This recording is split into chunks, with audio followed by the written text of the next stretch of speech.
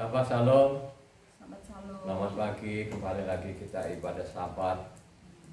Hari yang sudah ditentukan Tuhan dari awal penciptaan semesta ini. Hari ke-7 berhenti untuk memberkati karya ciptaannya.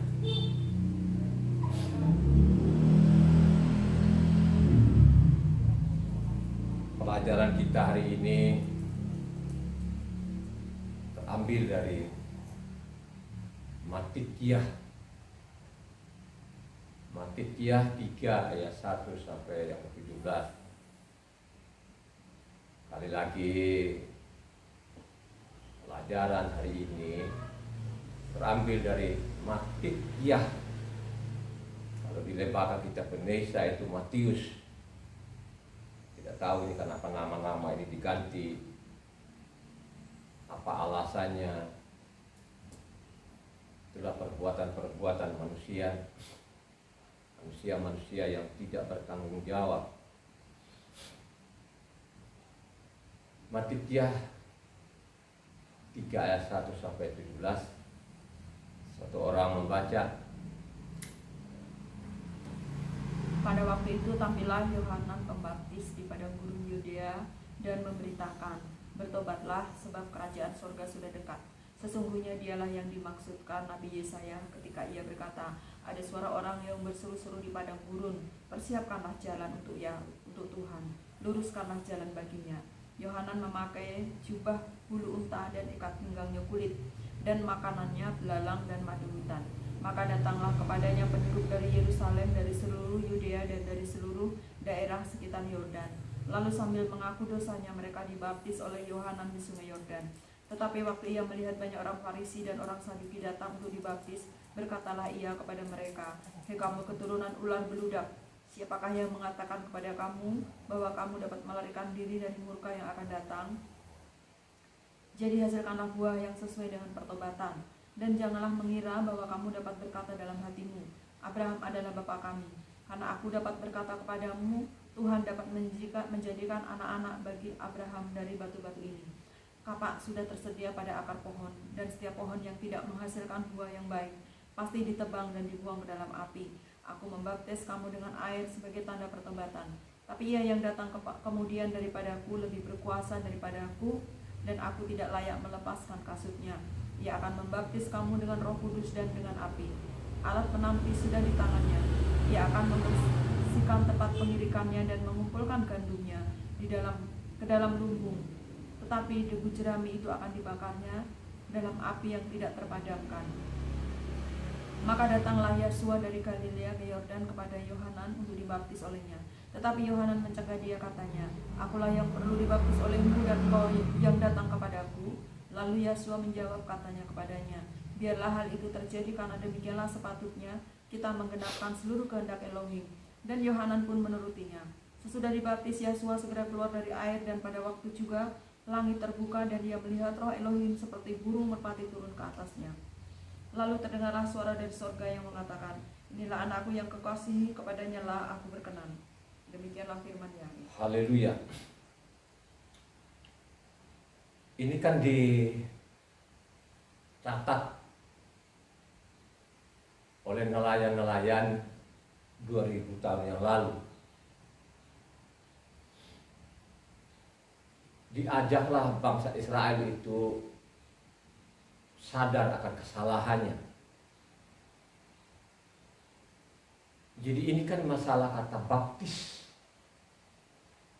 Kata baptis itu kan pastinya bahasanya kan bahasa Yunani. Kalau bahasa aslinya itu namanya apa? Mikwe. Jadi baptis Yunaninya baptiso. Baptiso itu artinya kan diselam.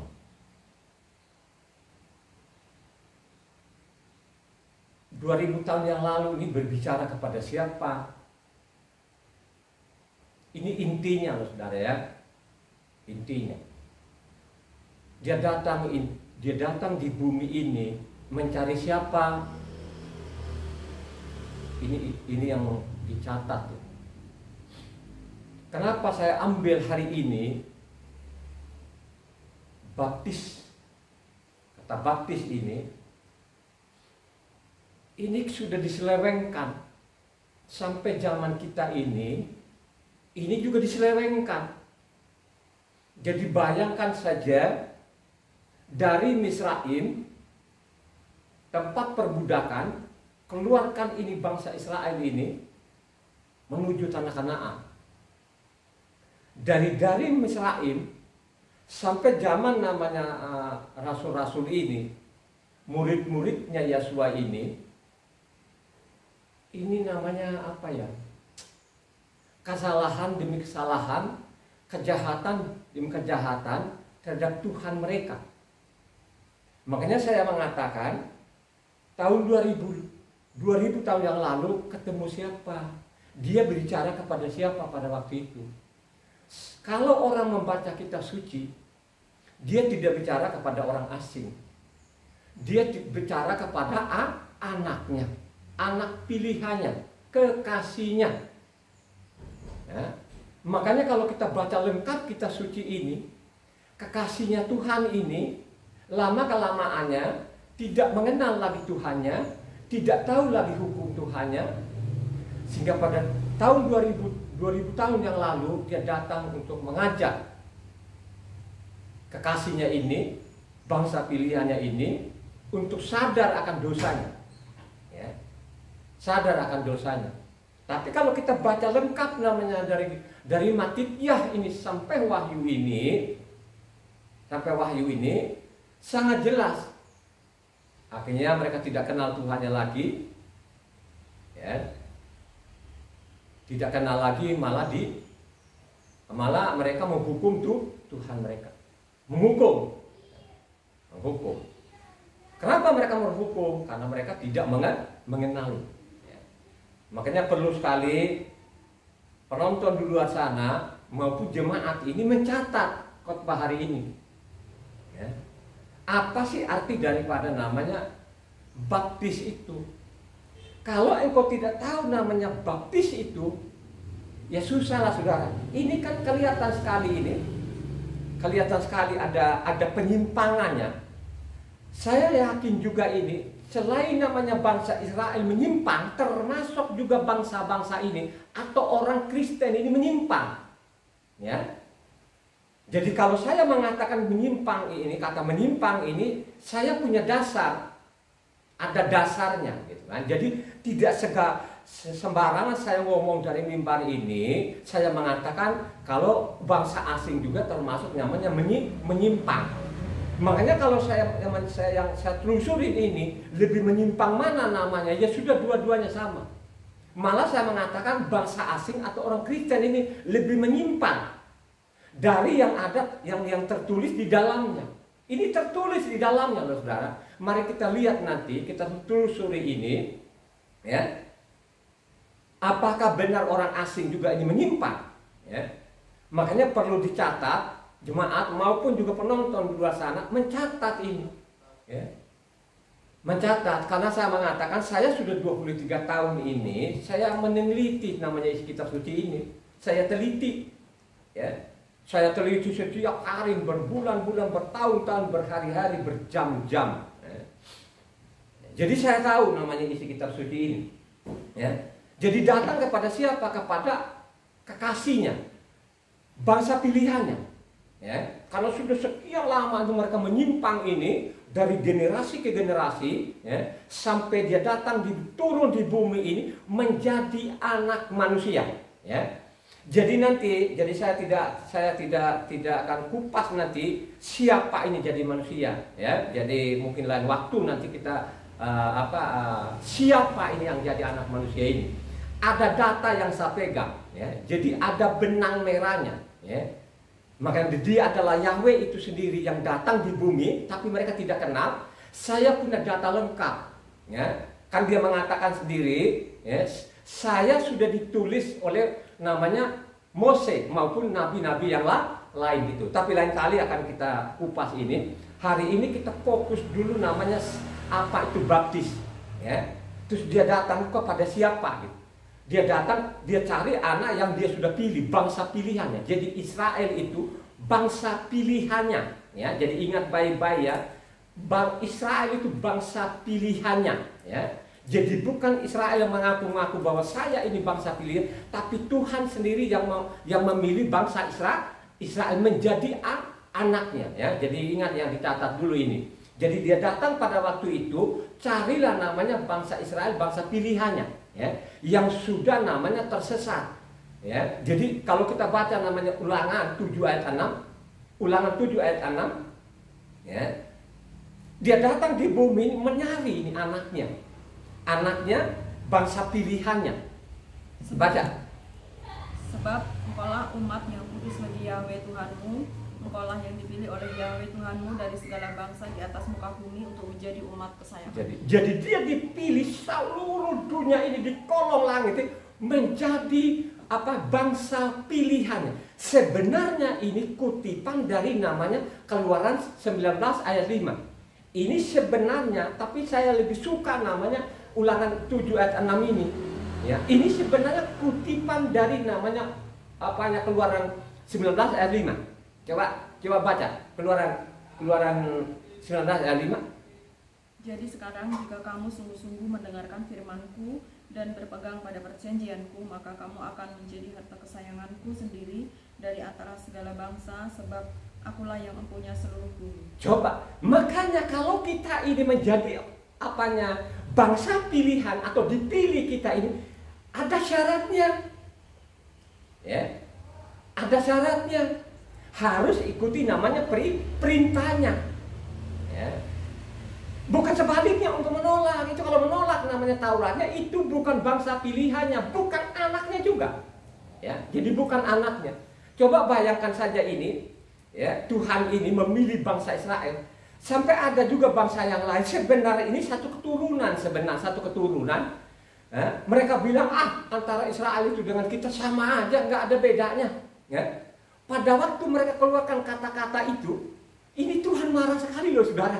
Ya, coba kan, ini sudah menyeleweng, sudah tidak kenal Tuhan lagi, sudah meninggalkan Tuhannya, mereka tinggalkan Tauratnya. Terus ada bangsa lain, ini satu keturunan sebenarnya mereka ini. Mereka mengatakan orang Israel itu dengan kita sama saja, nggak ada bedanya.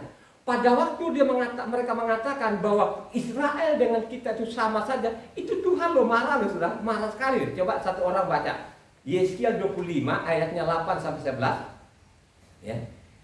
Perhatikan ini ya, makanya saya mengatakan dia datang 2000 tahun yang lalu itu cari anaknya ini. Dia tidak cari namanya bangsa-bangsa, dia tidak cari itu. Dia tidak berurusan itu. Ya, dia sudah tahu kok bangsa-bangsa ini nyeleweng, nggak mau, nggak peduli itu. Mereka putar balik kan iya. Coba baca dulu itu Yeskiel 25 ayatnya 8-11. Beginilah firman Tuhan Yahweh, oleh karena Moab berkata, sungguh kaum Yahuda adalah sama dengan semua bangsa lain.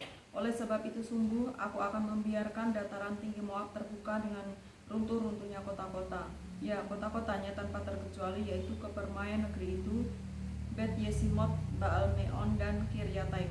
Aku akan menyerahkan dia bersama Bani Amon kepada orang dari sebelah timur menjadi miliknya, supaya Bani Amon jangan diingat-ingat lagi di antara bangsa-bangsa. Aku akan menjatuhkan hukuman kepada Moab dan mereka akan mengetahui bahwa Akulah Yahweh. Ini saja pun zaman Yeskiel ini saudara, ini namanya bangsa Israel ini sudah rusak benar-benar rusak deh. Ya, makanya saya mengatakan kalau kalian baca kitab suci itu harus tuntas supaya kalian tahu ini bangsa Israel itu kayak apa. Makanya jangan berpikir saudara itu ada nabi-nabi terus ada ajaran baru lagi, tidak benar itu, tidak ada itu. Jadi nabi-nabi itu tugaskan supaya bangsa Israel kembali gitu loh kan. Kembali kepada hukumnya Tuhan gitu. Itu tugasnya mereka. Sehingga pada waktu dia tahun 2000 tahun yang lalu dia datang di bumi ini mengatakan bertobatlah, beri dirimu dibaptis gitu loh ya. Coba bayangkan saja tadi ini disama-samakan, sama sajalah dengan bangsa-bangsa lain, dengan Israel. Marah loh. Maka saya mengatakan luar biasa bangsa pilihannya ini ya. Sekalipun ya mereka jahat sama Tuhan mereka, tapi Tuhan itu tidak pernah namanya melupakan bangsa pilihannya ini, ya. Dan dia tidak lupakan bangsa pilihannya dan juga tidak lupakan namanya hukumnya, ya. Jadi tidak ada lagi kemudian hari nanti hukumnya Tuhan sudah tidak berlaku. Ini bukannya anaknya Tuhan, ini anak iblis, Ya, yang merubah nama Tuhan, yang merubah apanya di dalam isi kitab suci, itu bukan anak Tuhan, itu anaknya iblis. Karena iblis begitu dia menyimpang. Ya. Makanya dia datang di bumi ini, diturun di bumi ini sebagai anak manusia. Carilah namanya bangsa pilihannya tadi ini. Ya. Diberitahukan sama mereka supaya mereka bertobat, gitu kan? Ya, coba satu orang baca supaya lengkap ini. Nah, supaya orang bangsa asing ini jangan sombong, jangan nekat, jangan kepala batu, kan gitu. Ya. Ini dia datang di bumi ini, saudara, ingat baik-baik, dia cari namanya anaknya ini. Coba Matitia 10 ayatnya 5 sampai 6. Ya. Baca yang kencang ini supaya penulis ini juga pun mencatat ini. Nah, supaya pendengar ini mencatat ini, merenungkan baik-baik loh yang saya katakan ini. Matitia 10, ya. Jangan Matius, nggak ada nama Matius itu pembohongan, menipu itu namanya, menipu orang itu, mengganti-ganti nama orang itu sudah dosa paling gunung-gunung itu. Ya. Jadi Matitia 10 ayatnya 5 sampai 6. Kedua belas murid itu diutus oleh Yesus dan ia berpesan kepada mereka, janganlah kamu menyimpang ke jalan bangsa lain atau masuk ke dalam kota orang Samaria, melainkan pergilah kepada domba-domba yang hilang dari umat Israel. Jangan menyimpang ke bangsa lain, pergilah, carilah domba-domba, carilah ini apa kekasihnya Tuhan ini, bangsa pilihannya ini. Ya, ini dicatat loh saudara. Kenapa saya mengatakan ini sampai zaman kita ini mereka merusak namanya isi kitab suci. Perhatikan di sini ayatnya 2, ya. Coba ayatnya 2. Ayatnya 3. Perhatikan di sini ayatnya 3. Coba baca satu orang. Ayatnya ini kelihatannya ini memang dosa ini teruslah dia berjalan. Makanya orang Kristen ini benar-benar ini nama Tuhan ini gimana ya? Sudah dibuang taruh di paling belakang sana. Terus mulailah nanti mereka ya gimana ya? Susah kita memahami ini apa ini sih sebenarnya bukan orang Indonesia ya sebenarnya. Jadi bukan orang Indonesia. Ini sebenarnya dari Eropa di sana. Dia masuk di Indonesia ini. Jadi itulah namanya merusak gitu. Perhatikan di sini. Kalau orang membaca tidak memperhatikan, kelihatannya tidak ada apa-apanya di sini. Coba baca yang ayatnya 3. Yang tadi Matitia 3 ayatnya 3. Sesungguhnya dialah yang dimaksudkan Nabi Yesaya ketika ia berkata, ada suara orang yang berseru-seru di padang gurun, persiapkanlah jalan untuk Tuhan, luruskanlah jalan baginya. Ya, di sini persiapkan jalan Tuhan. Kalau kita lihat aslinya, ini kata Tuhan ini tulis huruf besar semua. Inilah Yahweh ini mulailah dikerdilkan, dibuang. Ini sebenarnya bukan Indonesia yang membuang, ini bukan. Ini kan sudah dari Eropa sana, ya. Dari Eropa sana mereka sudah mengganti-ganti begitu. Kalau lihat aslinya, coba kamu klik. Ini kan dari Yesaya 40 ayat 3.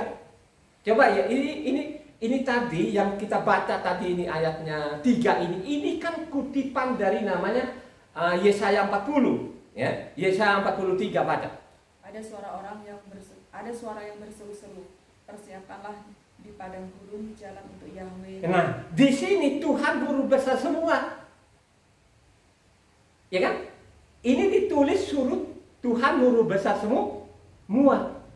Ngerti nggak nih? Ya. Tapi tadi namanya Matitia 3 ayat 3 itu bukan Tuhan huruf besar semua, hanya T-nya saja. Coba bayangkan saja ini saudara. Ya, jadi namanya Yahweh ini sudah sekian lama itu mengaburkan. Makanya saya mengatakan berulang-ulang kali, ini kan kitab yang kita pegang ini ini adalah kitab Indonesia, dia tidak punya hak apa-apa juga, hanya dia terjemahkan saja kan gitu. Dia terjemahkan dari namanya Eropa, ya, dari Inggris, King James, ya. Kan yang terjemahkan, yang menulis dulu, yang menerjemahkan dulu kan namanya Abdul Munshi, bukan orang Kristen kan orang Muslim ini kan gitu kan, ya. Jadi Indonesia ini jadi telan bulat-bulat aja. Jadi kita lihat kan Di sini tulisannya Tuhan huruf besar semua. Terus tadi apanya Matitia 3 ayatnya 3 sudah tidak Tuhan huruf besar semua, hanya T-nya saja saudara. Itulah perbuatan manusia ini yang tidak bertanggung jawab sampai saat ini. Dan tidak banyak orang juga yang meneliti namanya kitab suci ini.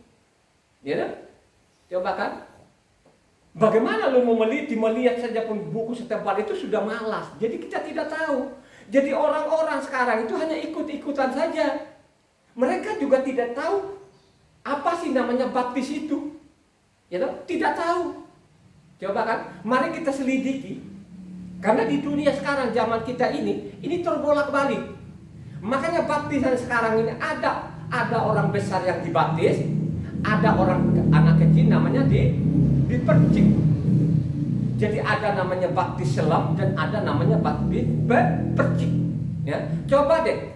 Saya kira tahu betul-betul ahli-ahli ini. Karena yang di YouTube itu kan banyak sekali kan dokter-dokter yang ahli bahasa juga. Ya. Mereka kuasai namanya bahasa Yunani, bahasa aslinya bahasa Ibrani, bahasa Yahuda, mereka kuasai bahasa Inggris. Ya, kenapa kok mereka tidak mengerti kata baptis ini, kata selam ini? Kenapa diputar balik menjadi namanya percik? Coba kan, karena sekarang ada kan, kalau di dunia ini kan terpecah-pecah begitu, ada orang dewasa dibaptis diselam benar-benar di dalam air, tapi ada lagi yang namanya yang dipercik. Habis kecil dipercik, nanti besar mereka bilangnya apa? Kata sidi. Coba deh selidiki kitab suci itu. Tidak ketemu namanya kata sidi. Tidak ketemu namanya kata percik. Tuh, kita ikut mana ini? Itulah yang membingungkan, ya. Yang ada di kolong langit sampai detik ini. Ini kan kerusakannya ini kan sebenarnya dari Israel, ya. Pindah ke bangsa lain, terus dirusak namanya isi kitab suci ini. Siapa yang membantai?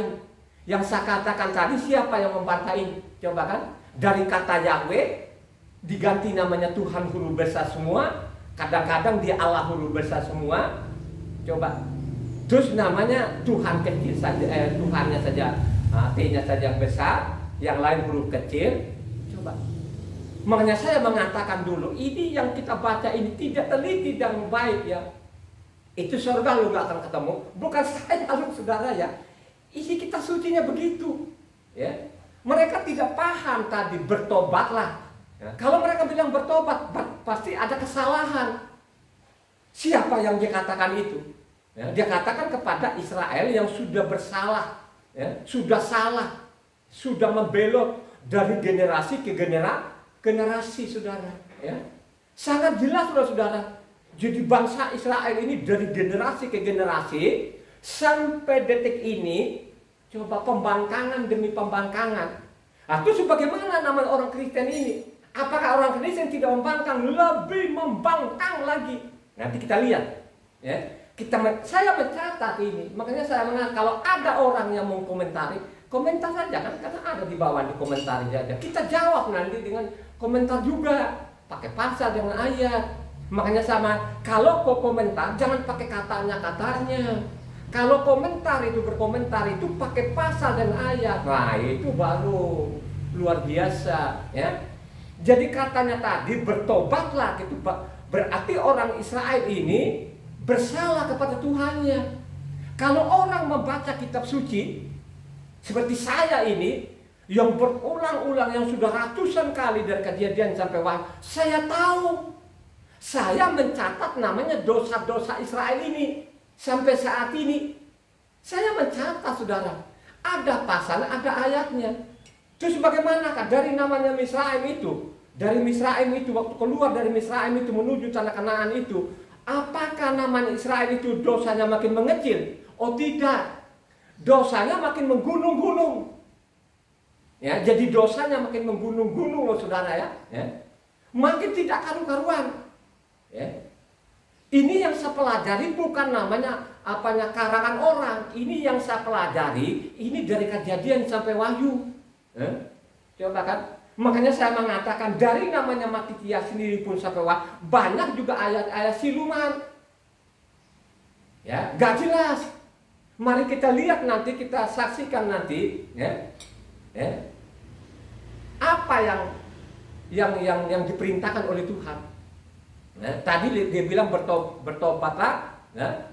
Coba kan? Kalau kita baca ayat 6-nya, ayat 6 coba ayat 6. Ayat 6 dari Matitia 3. Lalu sambil mengaku dosanya mereka dibaptis oleh Yohanan di sungai Yordan. Ya, coba kan? Lalu mereka mengaku kesalahan mereka dibaptis, saudara. Jadi mereka sadar. Yang sadar pada waktu itu siapa? Halo?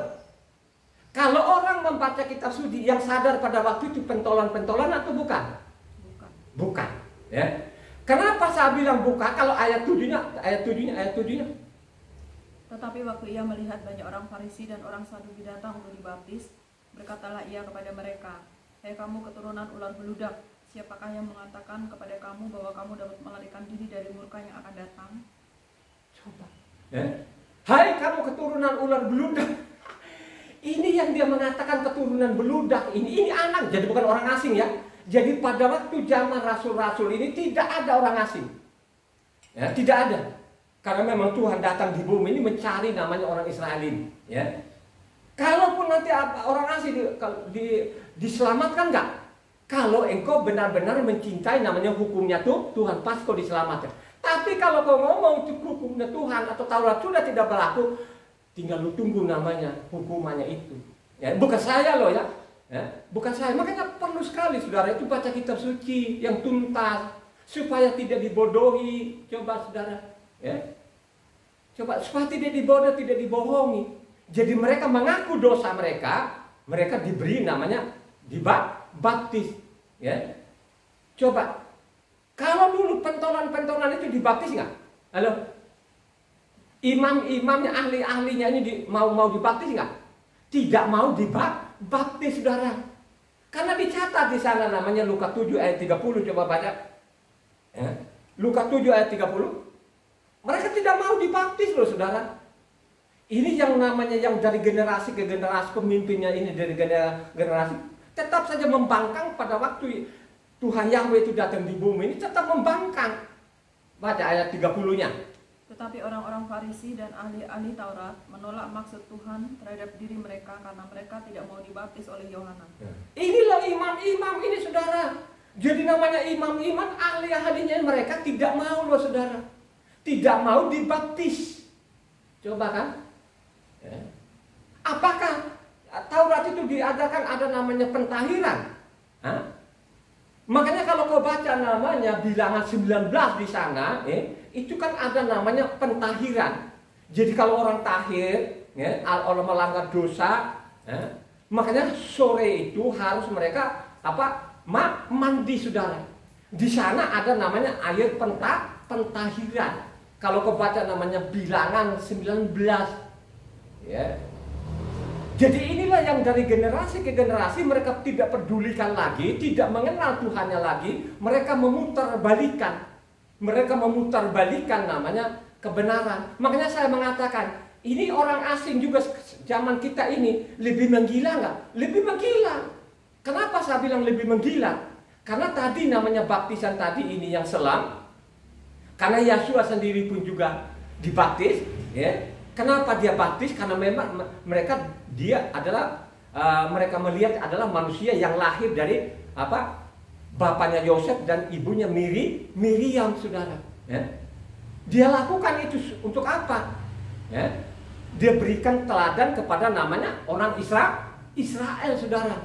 Jadi ingat ya, diberikan teladan kepada Israel sehingga dia dibaptis. Inilah yang disalah tafsirkan lagi. Loh itu loh, pada waktu dia keluar dari air, inilah anakku yang kukasih kepadanya aku berkenan. Mereka tidak ngerti ya, yang dimaksud itu apa. Karena yang dilihat orang Israel itu kan dia manusia. Manusia beneran. Kan gitu. Mereka tahu kok ibunya Miriam, saudara-saudara mereka tahu gitu loh kan. Ya. Tapi kalau kita baca lengkap kitab suci, kita tahu bahwa dia adalah Yahweh itu sendiri. Kenapa saya bilang dia adalah Yahweh itu sendiri? Karena saya punya data. ditulis oleh Mose maupun kitab nabi-nabi yang lainnya. Nah, dari pekerjaannya sendiri, ya, dari pekerjaannya itu yang menyaksikan bahwa dia adalah Yahweh itu sendiri. Tapi lain kali lah, kembali lagi masalah baptis ini. Ya. Jadi baptis itu apa sih yang ditenggelamkan? Nah, ini persoalannya. Hanya persoalannya sampai saat ini namanya orang Kristen ini juga pun memutar balik, diputar balik. Yang tadi sebenarnya namanya diselam, mereka bilangnya percik. Dipercikin anak kecil, waktu kecil dipercikin, ya. Makanya anak saya dulu, saya nggak mau dulu dipercik. Memang saya dulu kan awalnya sebelum saya selidiki kitab suci, saya nggak mau. Saya bilangin istri saya, tunggu saja mereka besar nanti, ya, jangan boleh, karena tidak ada dalam kitab suci ini di dalam. Tapi zaman sekarang kita ini dibalik. Sekarang anak kecil dipercik. Padahal di dalam isi kitab suci di dalam, anak kecil itu diberkati, gitu loh. Jadi tidak dibaptis, ya, tapi diberkati, kan gitu. Coba satu orang, ya, Matius 19, supaya kita tahu ini yang dibolak-balik ini. Kalau kamu tidak ngerti itu baptis, itu paling rugi di dunia loh, saudara. Harus pahami dulu namanya baptis ini. Ini sekarang dipelintir. Matius 19 ayatnya 13-15. Lalu orang membawa anak-anak kecil kepada Yosua supaya ia meletakkan tangannya atas mereka dan mendoakan mereka. Akan tetapi murid-muridnya memarahi orang-orang itu. Tetapi Yosua berkata, biarkanlah anak-anak itu, janganlah menghalang-halangi mereka datang kepadaku, sebab orang-orang yang seperti itulah yang mempunyai kerajaan sorga. Lalu ia meletakkan tangannya atas mereka dan kemudian dia berangkat dari situ. Ya, jadi anak kecil itu tidak dibaptis. Makanya kalau sekarang itu ada penyerahan anak itu namanya kan diberkati, ditumpangin tangan. Jadi beda loh, saudara, kan gitu. Ini yang dipelintir-pelintir, maka ada kekacauan. Ada di pihak lain dia bilang baptisan orang besar, ada yang dia bilang baptisan percik. Mana yang benar? Ya. Kalau kita pelajari kitab suci, yang benar itu orang dewasa. Dia tahu kesalahannya, sehingga dia mengaku dosa, dia terima itu. Makanya dosa itu dia kubur, dilenyapkan, dihanyutkan. Ini penting sekali namanya baptis ini. Kalau engkau tidak mengerti baptis ini, engkau manusia paling rugi di dunia. Ya? Engkau paling rugi aja di dunia. Ya. Kalau engkau tidak sadar, ya, apa itu maksudnya baptis ini? Kalau hanya kau ikut-ikutan, ya, akhirnya apa? Lu nggak ngerti, akhirnya apa? Dosa numpuk-numpuk. Coba kan, ya. Saya dulu kan begitu kan kita kan dipercik juga, saya, ya. Tapi karena nggak ngerti, akhirnya apa? Dosa dan dosa. Coba kan. Kenapa juga kita tidak ngerti itu? Karena tidak pernah mau baca kitab suci. Karena sudah didoktrin dari kecil dulu, namanya anak kecil dibaptis, dibaptis percik katanya, nanti besar namanya sidi. Tidak dijelaskan lagi sidi itu banyak sekali, saudara. Akhirnya udah terlihat aja kan diskotik itu bukannya orang-orang salib itu. Nah, yang gantung di lehernya juga itu salibnya juga masuk namanya di diskotik, saudara. Ini fakta loh. Saya bukan mengarang-arang, saya orang dari sana ada dulu. Sebelum saya mengerti dulu ya begitu. Ya, itulah ya banyak sekali orang yang tidak ngerti, ikut-ikutan saja. Karena sudah diajarkan nenek moyangnya, dia tidak mau lagi menyelidiki kitab suci ini. Dia telan bulat-bulat saja. Akhirnya apa? Tidak karu-karuan. Makanya saya sudah ancam kepada kedua anak saya ini, Evan sama Ina. Ya. Kamu sudah terima baptisan, jangan sekali-sekali, ya, kamu berbuat dosa lagi. Kamu melakukan dosa lagi, ini loh ada pasal, ada ayat. Berat sekali nanti, ya. Ingat Evan, ingat Ina, ya. Ingat baik-baik. Kamu melanggar ini, tidak ada pengampunan lagi, tidak mungkin lagi Yosua kau turunkan 2 kali atau salib lagi, tidak ada pengampunan. Karena juga menentukan masalah baptis ini. Sangat menentukan. Banyak orang yang tidak ngerti. Coba kan. Makanya kalau kita baca kalau kita baca tadi kan dibaptis dengan apa? Dibaptis dengan Roh Kudus dan api. Jangan berpikir-pikir kita dibaptis dengan api Roh Kudus. Baca yang lengkap lah di bawah tadi itu, ya. Coba kan dibaptis dengan Roh Kudus itu, dipenuhi Roh Kudus itu, makanya dengan sendirinya orang tadi sadar akan dosa. Jadi pada waktu namanya roh ini menguasai manusia itu, dia sadar akan dosa itu, ya. Yang menyingkapkan tadi itu adalah kuasa Tuhan, ya. Makanya dia bilang dibaptis dalam apa, ya, dengan Roh Kudus, dibaptis juga dengan api gitu. Apa yang dimaksud dengan baptis dengan api? Makanya baca lengkap firman Tuhan ini supaya tidak gagal paham, ya. Misalnya kalau kita baca namanya 2 Korintus 3 ayat 16-17, ya. Orang yang dibaptis dengan Roh Kudus atau kuasa Tuhan itu ada orang ini, ya, pasti beda loh nanti. Pasti beda loh. Dia sadar akan salahnya. Waduh, selama ini gue salah, saya sudah menyimpang dalam apa perintah Tuhan. Pasti begitu. Coba baca 2 Korintus 3 ayatnya 16-17. Tetapi apabila hati seorang berbalik kepada Tuhan, maka selubung itu diambil daripadanya. Sebab Tuhan adalah roh, dan di mana ada roh Tuhan, di situ ada kemerdekaan. Coba. Kalau ada namanya roh Tuhan di dalam, pasti engkau sadar, saudara. Kau tidak akan diberhamba namanya iblis tadi itu. Kalau suruh diskotik lu nggak mau, lu suruh apa gelnya nggak mau, lu suruh apa ekstasi nggak mau, karena ada namanya roh Tuhan itu yang dimaksud dibaptis dalam roh Kudus, ya. Artinya ada kuasa Tuhan di dalamnya. Jangan bilang Roh Kudus nanti pribadi yang lain lagi, itu namanya ajaran-ajaran yang ngawur, ya, yang tidak ada dasarnya, ya. Dibaptis dalam Roh Kudus itu ada kuasa Tuhan di dalamnya. Pasti kita sadar, ya. Sadar akan dosa, sadar akan pelanggaran, kan gitu. Makanya kalau kau baca namanya Yesaya 30 ayat 1, ya, coba kelihatan nanti apakah engkau ini ada roh Tuhan, ada dorongan roh Tuhan atau bukan. Pasti kelihatan. Coba baca namanya Yesaya 30 ayat 1. Celakalah anak-anak pemberontak, demikian firman Yahweh, yang melaksanakan suatu rancangan yang bukan daripadaku, yang memasuki suatu persekutuan yang bukan oleh dorongan rohku, sehingga dosa mereka bertambah-tambah. Coba kan saudara, jadi nanti pada waktu lu dibaptis dalam dorongan roh Tuhan enggak? Kalau itu dorongan roh Tuhan, lu tidak akan melanggar perintah Tuhan lagi. Lu tidak akan ikut-ikutan, Taurat itu sudah tidak berlaku. Sudah tidak berlaku lagi. Taurat itu bukan roh Tuhan. Inilah ada roh-roh iblis ini, saudara, ya, yang mereka tidak sadari. Tapi kalau ada dorongan Roh Kudus, kalau dipenuhi Roh Kudus, pasti lo mengakui bahwa Taurat itu kekal. Siapa yang melanggar Taurat itu adalah dosa. Paham nggak? Ya? Itu yang dimaksud. Makanya harus tahu namanya apa baptisan itu. Kalau engkau tidak tahu itu, ya belajar dulu.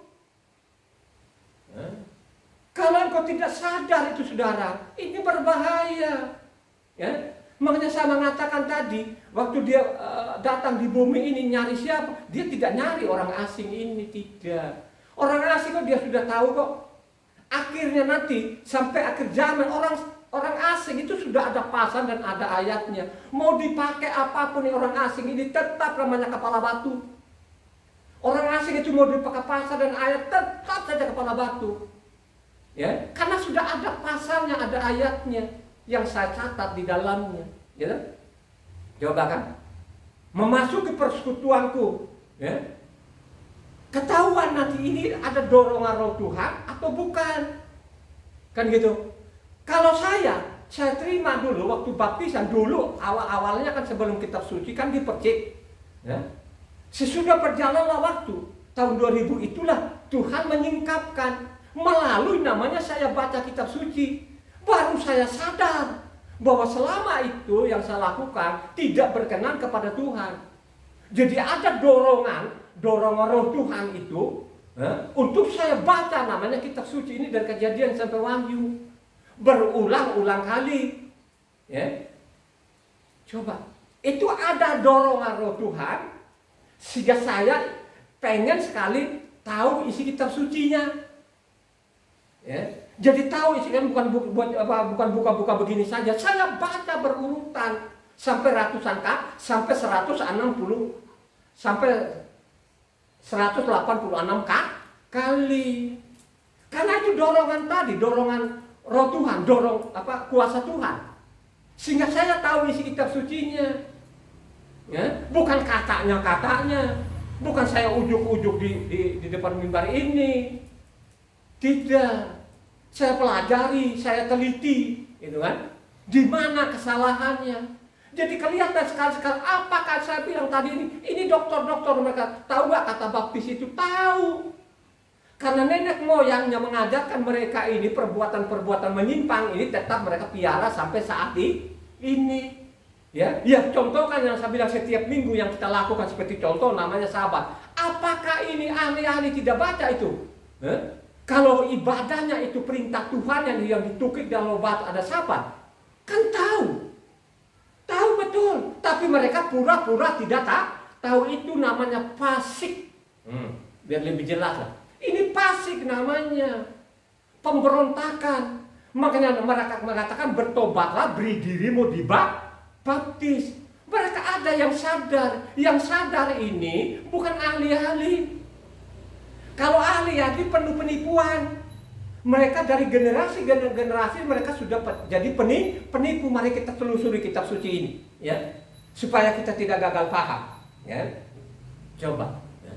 Maupun juga Yesaya 32 ayat 17, Yesaya 32 ayat 17.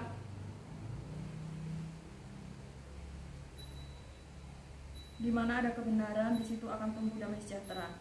Dan akibat kebenaran ialah ketenangan dan ketentraman untuk selama-lamanya. Coba saudara, di mana ada kebenaran, di situ ada ketentraman. Inilah yang dipenuhi namanya Roh Kudus, yang dipenuhi oleh kuasa-kuasa Tuhan, sehingga dia senang sekali mendengar namanya kata Taurat, suka sekali seperti namanya Raja Daud. Bayangkan saja ini jutaan manusia pada waktu itu. Hanya Raja Daud, Raja kebenaran ini yang sangat mencintai akan namanya hukumnya Tuhan. Ya. Di mana ada kebenaran, di situ ada damai sejahtera. Coba, dia suka sekali kebenaran. Hanya persoalannya sampai saat ini apa itu kebenaran yang mereka tidak tahu. Mampu namanya yang gelarnya berderet-deret, mereka tidak tahu apa itu kebenaran. Hanya mereka ucapkan dari mulutnya, tapi mereka tidak tahu apa itu kebenaran. Loh, coba kalau lihat mereka tiap mimbar kan, mereka bicara ini kebenaran, tapi mereka langgar kebenarannya. Kebenaran itu adalah hukumnya tuh. Ayo, coba kan. Makanya saya mengatakan, apakah ini namanya ahli-ahli ini dokter tidak baca namanya Matitia 5 ini ayat 17 itu tidak dibaca. Pasti mereka baca, tapi tetap saja membabi buta. Termasuk namanya tadi orang-orang imam-imam ini yang dibilang, hai kamu keturunan ular beludak. Ini anaknya saja bangsa pilihannya, dia mengatakan hai kamu keturunan ular beludak. Terus bagaimana lagi orang asing ini yang pongain, ya, yang mengajari orang tidak benar, ya. Bagaimana lu bilang bertobat? Bagaimana lu memahami itu namanya baptisan tadi? Kalau engkau membangkang juga, ya. Coba kan anaknya dia hajar lo ini. Ini anaknya bangsa pilihannya, biji matanya, kekasihnya, dia hajar lo saudara. Terus bagaimana kau asing ini? Ya, coba, ya. Apakah saya katakan ini? Apakah ini ribuan juga yang nonton ini? Ya, paling tidak nanti yang like satu. Ya dong? Ya, saya kan bertahun-tahun lah, saya bertahun-tahun kan saya melalui pasal dengan ayat kan. Ya, saya khotbah ini kan begitu coba kan. Ya. Saya yakin yang subscriber yang 300-an itu pasti mereka mengerti. Ya. Dia mau pengen ikuti, gitu. Yakin, ya. Makanya saya peringatkan engkau kalau sedang menonton ini ya subscriber ini ya, engkau mencatati. Karena saya tidak akan mau menguras hartamu, kantongmu. Hanya saya sampaikan ini. hingga kau catat, kau renungkan, kau baca, kau ajarkan keluargamu, pasti lu selamat. Ya, ya saya kan praktekkan juga. Bagaimana sih dari anak saya kan dari kecil kan saya doktrin mereka ini. Ya, saya ribut dengan istri. Ya, nanti kalau kita mati biarin aja, biarkan saja anak-anak ini. Nanti kalau sudah besar kita sadar, saya ini sadar. Ya, sebenarnya saya bukan keturunan rusak, Ya, saya keturunan orang baik-baik kok. Saya ini cucunya Raja Embungan, tahu dicatat sejarah. Ya, cucunya, bukan saya orang rusak, bukan saya orang miskin juga dari sana. Saya masuk di Jakarta ini. Ya, coba kan. Karena pergaulan tadi ini, karena memang kita tidak pernah membaca kitab suci tadi, akhirnya ke bawah arus. Ya? Makanya saya bersyukur kepada Tuhan tahun 2000 itulah disingkapkan apa itu namanya baptisan itu. Ya, coba kan. Pada waktu itu dulu saudara, ya, jadi agak bersaksi sendiri masalah baptisan ini. Jadi dulu kan istri saya kan dibaptis, kan gitu, baptis selama kan gitu, baptis. Ya. Akhirnya saya mengatakan sudahlah kan gitu, coba. Saya mimpi saudara, saya mimpi itu badan saya penuh tai. Coba penuh tai loh saudara, penuh kotoran. Akhirnya apa? Saya dengan istri saya kami berjalan di padang pasir yang luas betul-betul itu. Akhirnya ketemulah air. Ya, saya disadarkan Tuhan itu bahwa baptisan itu selam itu perlu. Ya. Pertama juga harus kita ngerti maksudnya kan gitu. Ya. Waktu saya sadar dulu itu sudah tinggalkan kelakuan sudah. Tapi kan harus dibaptis juga. Seperti namanya Yasua dibaptis saudara. Akhirnya apa saudara? Pergilah ketemu namanya mata air, yang keluar mata air. Coba saya mandi di situ. Sampai ini mimpi loh saudara, mimpi ya. Berapa tahun yang lalu. Akhirnya saya bilang istri saya, coba kau cium-cium badan saya, masih bau nggak? Terus istri saya dia cium-cium badan saya, oh enggak ada bau lagi, kan gitu. Terus kami bergandengan tangan, kami jalan gitu. Itulah pembuktiannya, kayak seperti nubuatan terjadi loh. Sampai sekarang ini dengan istri saya kami bahu membahu belajar akan firman Tuhan. Ya.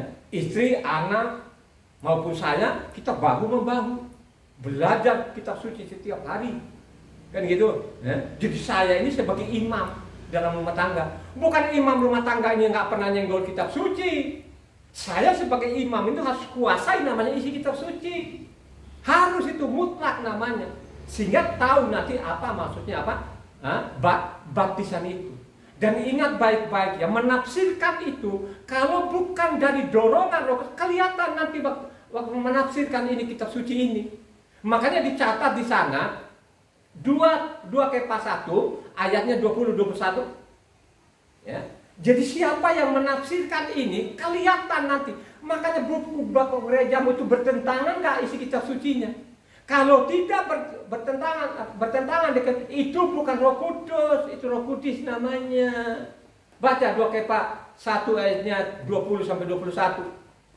Yang terutama harus kamu ketahui ialah bahwa nubuat-nubuat dalam kitab suci tidak boleh ditafsirkan menurut kehendak sendiri, sebab tidak pernah nubuat dihasilkan oleh kehendak manusia, tetapi oleh dorongan Roh Kudus orang-orang berbicara atas nama Tuhan. Coba saudara, atas dorongan Roh Kudus pasti mereka bicara kebenaran. Tapi kalau dia bilang kebenaran itu tidak berlaku lagi, ini bukan namanya dorongan Roh Kudus, itu namanya dorongan Roh Kudus. Ya. Itu yang dia bilang bahwa baptislah mereka dalam api. Api maksud baptis dalam api dalam neraka. Bukan namanya kita dibaptis namanya dalam api Roh Kudus. Bacalah kitab suci itu dilengkap, perhatikan, baca pelan. Kamu dibaptis dengan Roh Kudus, kamu juga dibaptis dengan api. Ya. Dia bilangkan kumpulkan alang-alang, lemparkan ke api. Ya. Siapa yang menyimpang itu lemparkan ke api. Gak ada kompromi. Ya. Persoalannya itu memang berjalanlah waktu ini menyimpang. Yang menyimpang juga termasuk namanya orang Kristen ini yang dari Eropa sana menyimpang, masuk Indonesia menyimpang lagi. Tidak sesuai lagi isi kitab sucinya. Ya. Coba satu orang baca namanya menyimpang ini, kita tuntaskan namanya Matitia 18. Ya. 18 ayat 6 sampai 11. Tetapi barang siapa menyesatkan salah satu dari anak-anak kecil ini yang percaya kepadaku, lebih baik baginya jika sebuah batu kilangan diikatkan pada lehernya, lalu ia ditenggelamkan ke dalam laut. Celakalah dunia dengan segala penyesatannya. Memang penyesatan harus ada, tetapi celakalah orang yang mengadakannya. Jika tanganmu atau kakimu menyesatkan engkau, penggalah dan buanglah itu, karena lebih baik bagimu masuk ke dalam hidup dengan tangan pudung atau timpang, daripada dengan utuh kedua tangan dan kedua kakimu dicampakkan ke dalam api kekal. Dan jika matamu menyesatkan engkau, cungkillah dan buanglah itu, karena lebih baik bagimu masuk ke dalam hidup dengan bermata satu, daripada dicampakkan ke dalam api neraka dengan bermata dua. Ingatlah, jangan menganggap rendah seorang dari anak-anak kecil ini, karena aku berkata kepadamu, ada malaikat mereka di surga yang selalu memandang wajah Bapakku yang di surga. Karena anak manusia datang untuk menyelamatkan yang hidup. Coba saudara, kalau kamu tidak seperti anak-anak kecil gini yang lurus-lurus itu, kamu masuk di sana. Makanya lebih tegas lagi, kalau lebih tegas lagi Matitia 13 ayat 36 sampai 43. Ini lebih tegas lagi saudara, itu yang dia maksud tadi, baptislah mereka dalam api neraka. Makanya baca kitab suci yang benar. Harus mengerti betul-betul namanya baptisan itu. Kalau tidak mengerti, ikut-ikutan, mati taruhannya. Yakin mati tuh. Matitia 13 ayatnya 36 43 sampai 43. Maka Yesua meninggalkan orang banyak itu lalu pulang. Murid-muridnya datang dan berkata kepadanya, jelaskanlah kepada kami tentang perumpamaan tentang lalang di ladang itu. Ia menjawab katanya, orang yang menaburkan benih baik ialah anak manusia. Ladang ialah dunia, benih yang baik itu anak-anak kerajaan, dan lalang adalah anak-anak si jahat. Musuh yang menaburkan benih lalang ialah iblis. Waktu menuai ialah akhir zaman, dan para penuai itu malaikat. Maka seperti lalang itu dikumpulkan dan dibakar dalam api, demikian juga pada akhir zaman, anak manusia akan menyuruh malaikat-malaikatnya, dan mereka akan mengumpulkan segala sesuatu yang menyesatkan dan semua orang yang melakukan kejahatan dari dalam kerajaannya. Semuanya akan dicampakkan ke dalam dapur api, di sanalah akan terdapat ratapan dan kertak gigi. Pada waktu itulah orang-orang benar akan bercahaya seperti matahari dalam kerajaan Bapa mereka. Siapa bertelinga, hendaklah ia mendengar. Coba saudara, campakkanlah sana ke dalam api yang kekal. Kumpulkan gandum, taruh dalam lumbung. Kumpulkan alang-alang, lemparkan kepada neraka sana. Itulah yang menyesatkan. Penyesatan itu sudah dinubuatkan sampai saat ini. Penyesatan terus dipiara. Coba saudara, nggak kompromi saya mengatakan anaknya saja dia hajar sampai babak belur ini saudara. Anaknya ini yang tadi bilang kan, Ulangan 7 ayatnya 6 sana, kurang apa dia hajar ini. Apalagi engkau ini.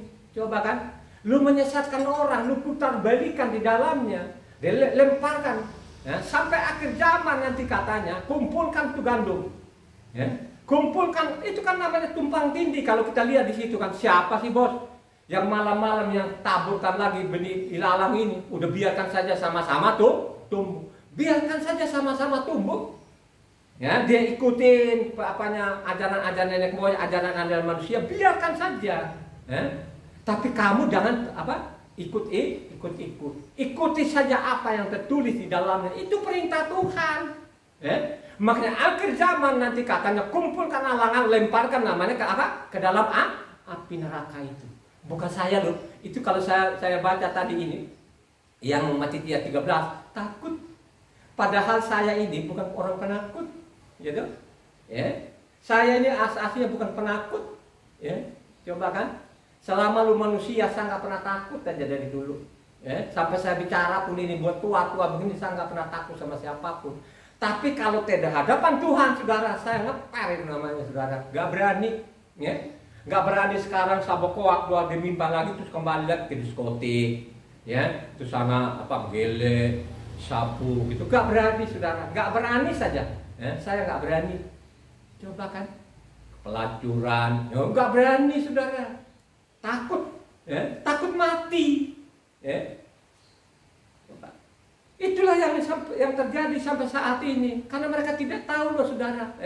Tapi ingat loh ya, kalau kita baca namanya Kisah Para Rasul 2 ayat 38, Kisah Para Rasul 38, Jawab Kefa kepada mereka, bertobatlah dan hendaklah kamu masing-masing memberi dirimu dibaptis dalam nama Yahshua HaMasyiah untuk pengampunan dosamu, maka kamu akan menerima karunia Roh Kudus. Sampai sesudah nama pun Yahshua itu kan murid-muridnya tersebar kemana-mana, mengajak orang bertobatlah, lu sadar lo. Lu kalau tidak sadar ini mati lo. Ini Tuhan sudah datang sendiri di bumi ini, lu sadar. Jadi kesana kemari itu tidak bicara, tidak kemana-mana, tidak ke bangsa lain. Mereka carilah namanya orang-orang Israel sesuai namanya perintahnya tadi. Kalau perintahnya tadi namanya Matius 10 ayatnya 5-6, ya, carilah domba-domba yang terhilang, saudara. Ya, jadi itulah mereka tersebar kemana-mana sampai ke Asia, sampai ke Spanyol, sampai kemana-mana itu mereka carilah orang-orang Israel supaya sadar. Ya. Itulah isi kitab sucinya. Nggak dia cari bangsa-bangsa. Dia sudah tahu ini bangsa-bangsa itu pemberontak juga ini.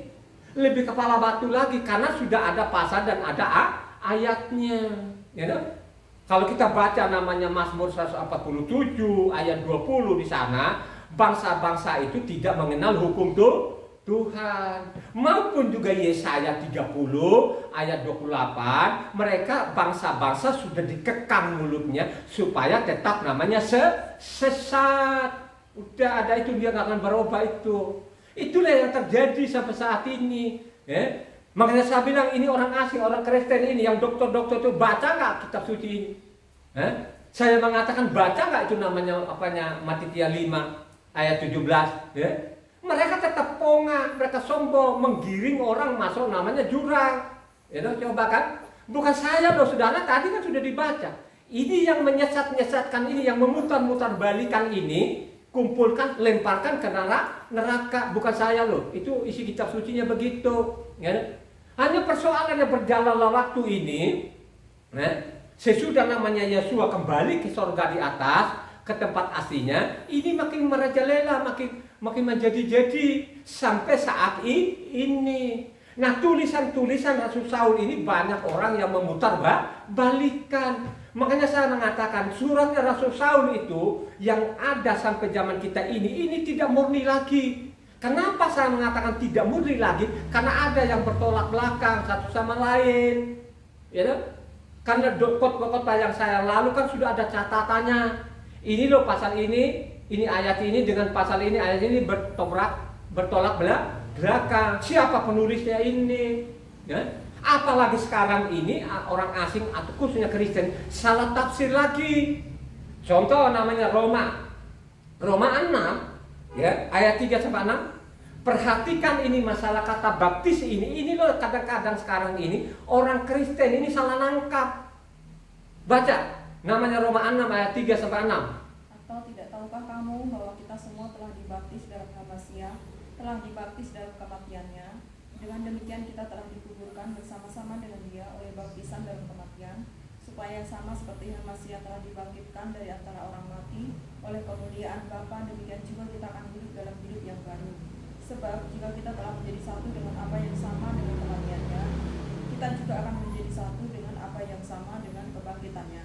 Karena kita tahu bahwa manusia lama kita telah turut disalibkan, supaya Tuhan dosa kita hilang kuasanya, agar jangan kita menghambakan diri kepada dosa. Jadi yang kau matikan itu, yang kau tenggelamkan itu adalah dosamu, perbuatanmu, kesalahanmu terhadap Tuhan, terhadap hukum-hukum Tuhan. Itu yang kau tenggelamkan, bukan Taurat yang kau tenggelamkan. Dosa perbuatan pelanggaranmu itulah yang kau tenggelamkan, yang kau tanam, yang kau kubur. Itu yang benar. Kalau kau sudah sadar seperti itu, jangan melakukan dosa lagi. Kalau kau melakukan dosa lagi, tidak ada lagi pengampunan, karena Tuhan tidak mungkin lagi turun 2 kali. Kau bunuh lagi, korbankan nyawanya lagi, tidak mungkin. Ya. Tidak mungkin Tuhan bolak-balik. Ya. Ini perintahnya, maupun juga Efesus 4:22-23. Efesus 4 ayatnya 22 sampai 23. Yaitu bahwa kamu berhubung dengan kehidupan kamu yang dahulu harus menanggalkan manusia lama yang menemui kebinasaannya oleh nafsunya yang menyesatkan, supaya kamu dibaharui di dalam roh dan pikiranmu.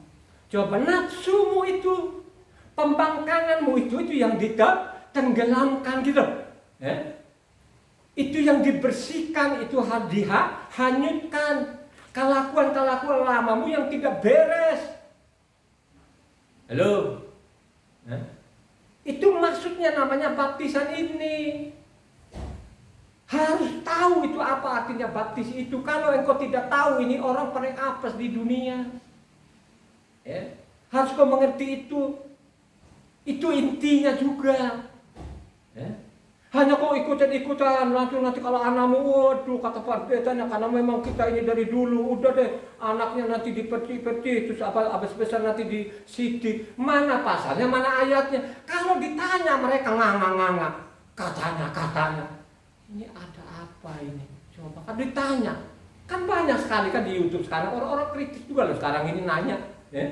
Nanya nanti mereka bilang Tritunggal nganga-nganga nggak bisa menjawab. Namanya Natal, mana pasang ada ayatnya, mana nganga-nganga nggak bisa menjawab. Coba, ya memang nggak bisa menjawab. Ini kan perbuatan dari Eropa sana ini, yang orang Eropa sendiri pun sekarang meninggalkan namanya kebenaran ini.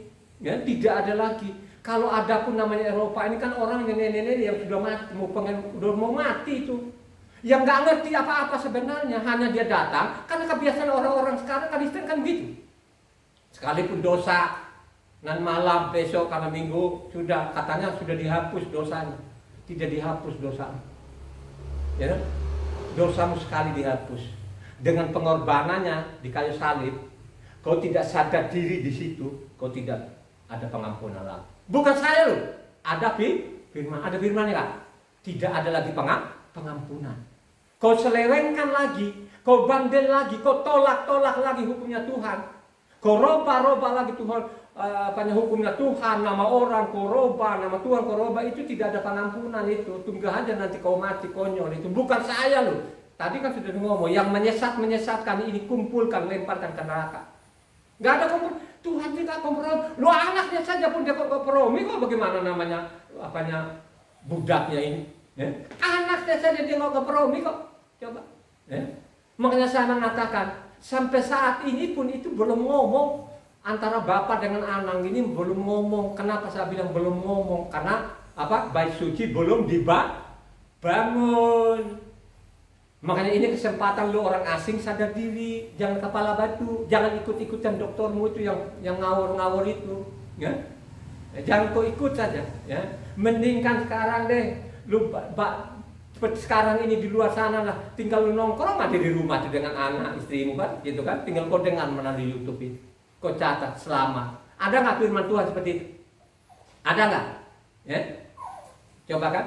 Jadi Taurat itu bukan lalu buka lagi, tapi Taurat itu ada di hatimu, ada nggak firmannya? Baca saja di Roma 2 itu jelas tulisannya itu, ya. Coba kan, orang asing itu nggak ada tempat ibadahnya, gitu, nggak ada, dia nggak pegang-pegang itu, tapi dia lakukan apa yang diperintahkan hukum Taurat. Selamat katanya. Coba baca Roma 2 ayatnya, kalau nggak salah 15-16 itu, ya. Supaya orang di luar sadar sana itu, supaya orang jangan harus saya bawa masuk di rumah ibadah buat selamat. Dulu nggak selamat, nanti saya akan tunjukin ayatnya nanti ada, tapi harus dengan tuntas ini khotbah ini, ya. Ini kebiasaan orang-orang sampai sekarang ini. Coba baca. Sebab dengan itu mereka menunjukkan bahwa isi hukum Taurat ada tertulis di dalam hati mereka, dan suara hati mereka turut bersaksi, dan pikiran mereka saling menuduh atau saling membela. Hal itu akan nampak pada hari bila mana Tuhan sesuai dengan Injil yang kuberitakan akan menghakimi segala sesuatu yang tersembunyi dalam hati manusia oleh Hamasiah Yesua. Coba kan, itu yang dimaksud di dirinya. Sekarang kan melalui YouTube ini kan sampai ke seluruh dunia kan bisa ditonton ini kan, tinggal lu catat doang. Ya, lu catat. Oh, ternyata baptis begitu ya, kan gitu kan? Ya, sehingga kau tidak ikut-ikutan. Ya, yang paling penting dalam Islam, lu punya pemahaman akan kebenaran. Lu tidak punya pemahaman kebenaran, itu nggak mungkin lu bisa masuk. Gak mungkin lu bisa masuk. Makanya sudah ditentukan kita ini, manusia ini, kamu tidak lebih benar dari ahli-ahli Taurat itu, kamu gak begitu gak? Kamu tidak lebih benar dari mereka, kamu gak masuk surga. Gitu? Jangan ikut-ikutan, harus memiliki nama pemahaman dalam isi kitab suci ini. Supaya engkau memiliki pemahaman ini, harus kau baca, pelajari namanya isi kitab suci. Aman gak? Ya? Begitulah di dalamnya. Ya? Jadi Efesus, sudah Efesus tadi, Kolose 3 ayatnya 5-10, Kolose 3 ayatnya 5-10. Karena itu matikanlah dalam dirimu segala sesuatu yang duniawi, yaitu percabulan, kenapsusan, hawa nafsu, nafsu jahat, dan juga keserakahan yang sama dengan penyembahan berhala. Semuanya itu mendatangkan murka Tuhan atas orang-orang durhaka. Dahulu kamu juga melakukan hal-hal itu ketika kamu hidup di dalamnya. Tetapi sekarang buanglah semuanya ini, yaitu marah, geram, kejahatan, fitnah, dan kata-kata kotor yang keluar dari mulutmu. Jangan lagi kamu saling mendustai, karena kamu telah menanggalkan manusia lama serta kelakuannya. Coba, itu yang dihanyutkan, itu yang ditenggelamkan. Harus punya pemahaman yang benar masalah baptisan ini, saudara. Kalau engkau tidak punya pemahaman yang benar ini, kau orang merugi di dunia. Ingat baik-baik loh, peringatan di dalamnya keras loh, saudara. Ya? Tidak mungkin lagi nanti kau turunkan lagi Yesua. Coba. Terus dia tebus lagi loh ini. Dia tidak akan menebusmu itu. Dia menebusmu itu orang-orang yang mencintai akan hukumnya tuh Tuhan. Udah pasti begitu. Tidak akan berubah itu, saudara ya. Itu ada ancamannya. Ancamnya coba satu orang ya. Ibrani 6 ayatnya 4-6. Coba ini cepat dibaca ini supaya penulis ini ya, lu tidak mengerti itu baptisan itu ya. Kau dihukum. Ya, kau ikut-ikutan, kau putar balikan namanya. Isi kitab suci ini nggak ada kompromi. Dosen saya mau beritahukan, dia bila kumpulkan, lemparkan saja ke neraka, lemparkan. Itu yang menyesatkan, pentolan-pentolan, termasuk pengikut-pengikut, lemparkan. Baca tadi. Sebab mereka yang pernah diterangi hatinya, yang pernah mengecap karunia surgawi, dan yang pernah mendapat bagian dalam Roh Kudus, dan yang mengecap firman yang baik dari Tuhan dan karunia-karunia dunia yang akan datang, namun yang murtad lagi tidak mungkin dibaharui sekali lagi sedemikian hingga mereka bertobat, sebab mereka menyalibkan lagi anak Elohim bagi diri mereka dan menghinanya di muka umum. Kau tidak mungkin lagi ini, ya? Kau tidak mungkin lagi, ya? Kau tidak akan diampuni. Kau sudah mencatat sekarang ini, ya, sudah ada catatan, ada pasal, tapi besok kau tetap lakukan, itu tadi sudah ada pasalnya, ada ayatnya, lemparkan saja ke neraka sana. Maupun juga Ibrani 10 ayat 26 sampai 31, ini kan diulang lagi. Ya. Jadi Ibrani 10 ayatnya 26 sampai 31, ini lebih keras di sini. Lebih keras loh di sini. Ini lebih keras lagi nih. Ya. Coba saudara, itu kepada anaknya saudara ya, dikasih ancaman begitu, bagaimana lo budak-budak ini coba. Coba kan? Ada kompromi coba. Ibrani 10 ayat 26 sampai 31. Cepat baca.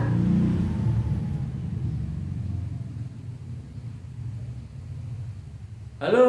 Sebab jika kita sengaja berbuat dosa sesudah memperoleh pengetahuan, maka tidak ada lagi korban untuk menghapus. Tidak ada loh korban itu saudara, coba. Terus tetapi yang ada ialah kematian yang mengerikan akan penghakiman dan api yang dahsyat yang akan menghanguskan semua orang durhaka. Jika ada orang yang menolak hukum Mose, ia dihukum mati tanpa balas kasihan atas keterangan 2 atau 3 orang saksi.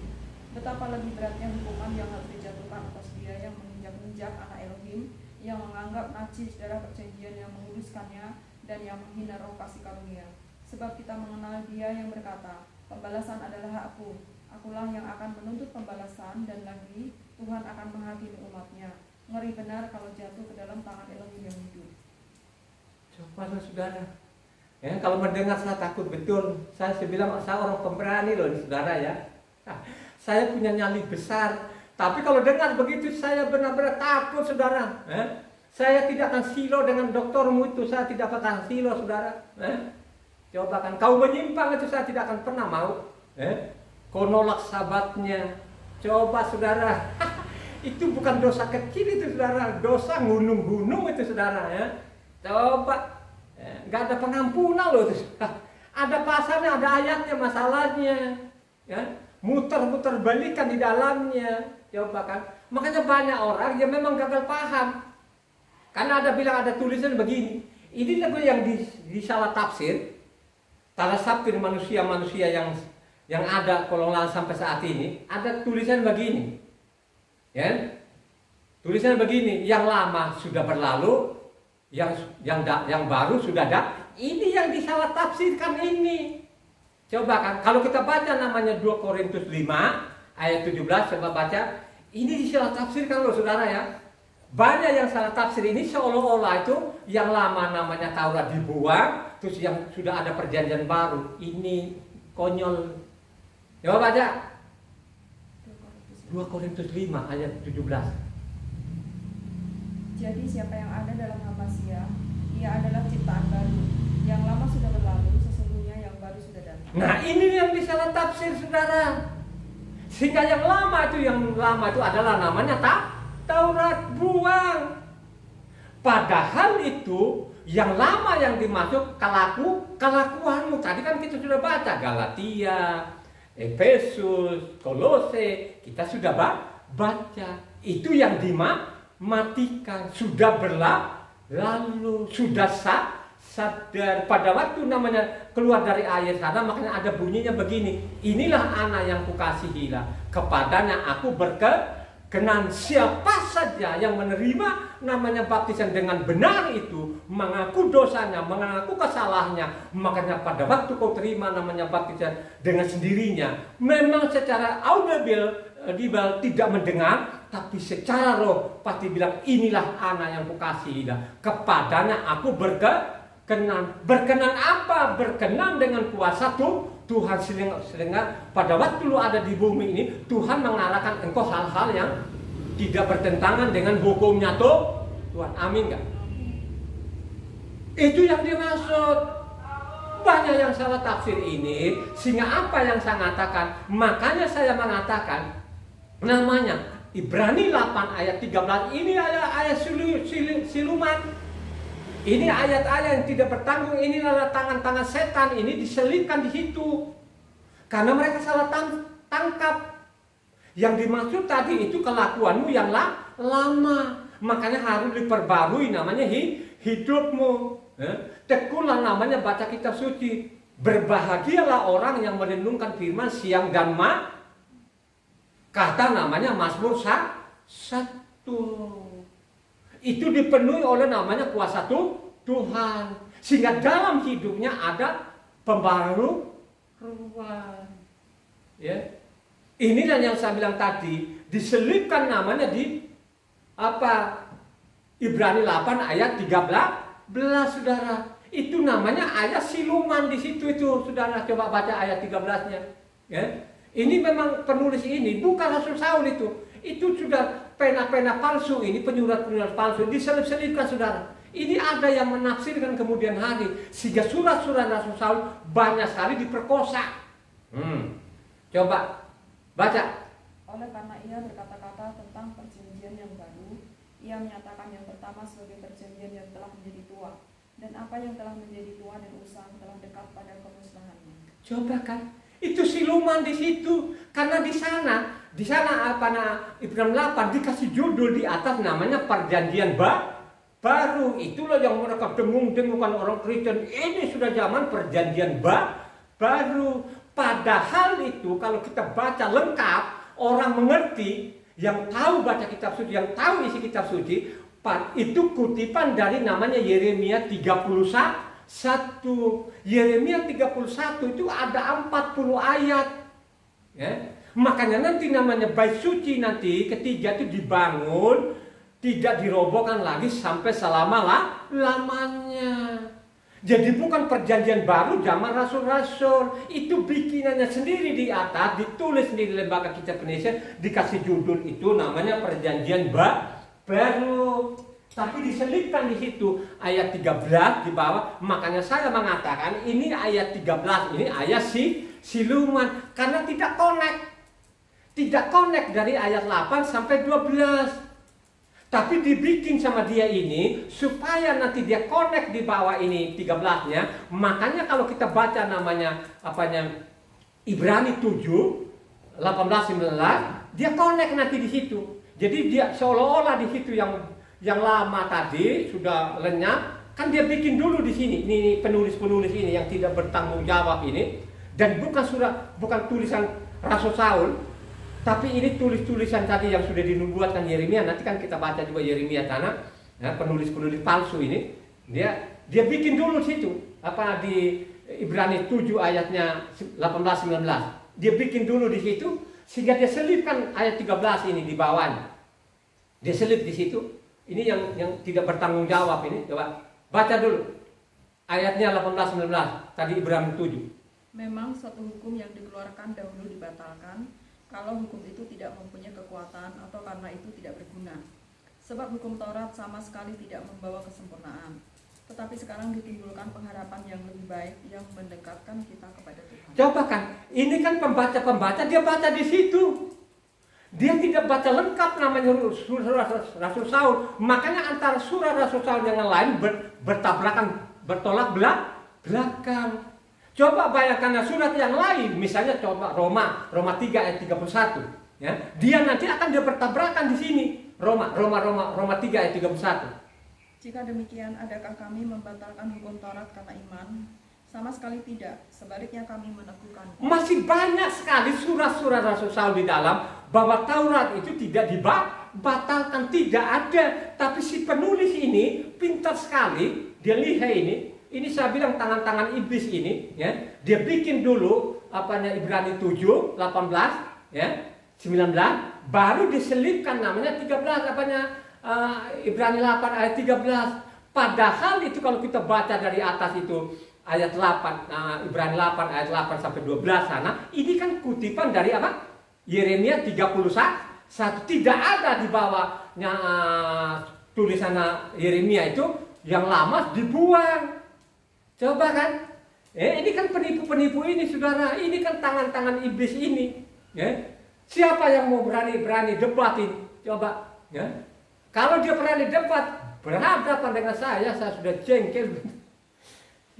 Menipu orang ini, saudara. Bukan sedikit ini, miliaran. Coba kan, ya. Coba kan.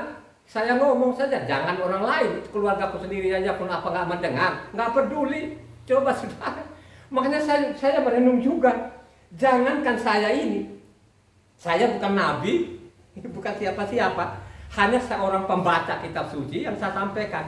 Yesua ini sendiri pun, coba, Yesua itu di dalam rumahnya mereka tolak kan? Halo? Mereka tolak nggak? Yesua saja pun keluarga-keluarganya mereka anggapin juga ini sudah sesat ini. Coba saudara, baca kitab suci. Apalagi saya, coba kan, ya. Tapi lucu-lucunya kalau keluarga saya mereka tahu sebenarnya saya bukan penipu di sini, ya. Saya orang pekerja dulu, saya punya ilmu sekuler ada, ya. Coba saudara, ya. Tapi kalau saya ngomong masalah pasal ayat saja pun mereka nggak peduli. Coba saudara pakai pasal dan ayat tidak peduli.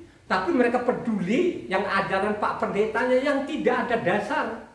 Coba saudara, langsung tuh. Nekat betul saya bilang. Itulah orang-orang nekat saudara. Itu tadi yang saya bilang tadi. Selipkan saudara.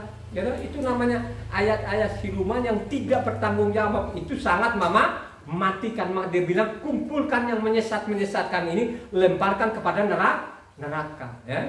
Tinggal lu mau terima atau tidak terima, ya sudah, tunggu waktunya saja.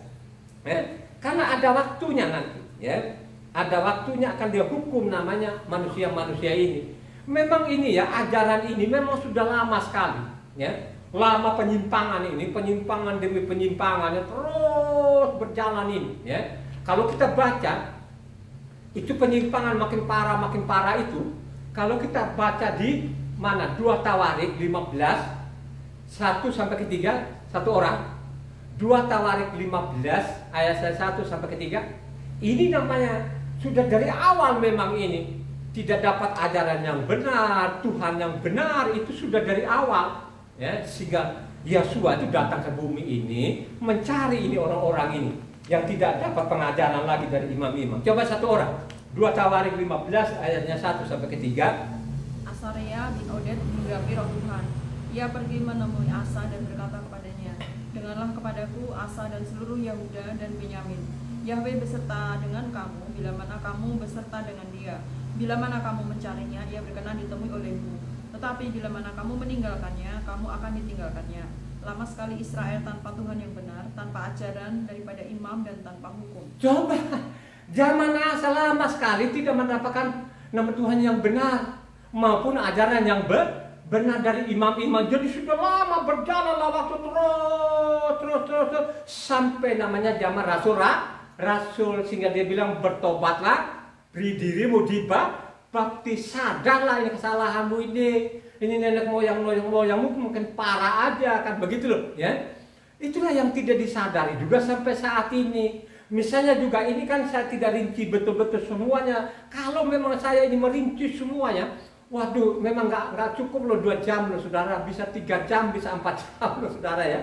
Kalau saya mau rinci betul-betul ini, perbuatan-perbuatan bangsa Israel ini, kesalahan-kesalahannya mereka ini catatan saya lengkap saudara. Ya.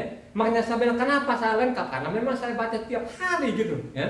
Misalnya sekarang Yesaya 1 ayat 34, 3-4, Yesaya 1 ayat 3-4, itu bunyinya, itu lembu, pasti ngena pemiliknya, ya. Keledai itu tahu tuh apa palungannya, ya. Tapi bangsa ini, coba baca satu orang, ini kan berjalanlah waktu ini dosa dan dokan zaman Asa, kan generasi ke generasi itu.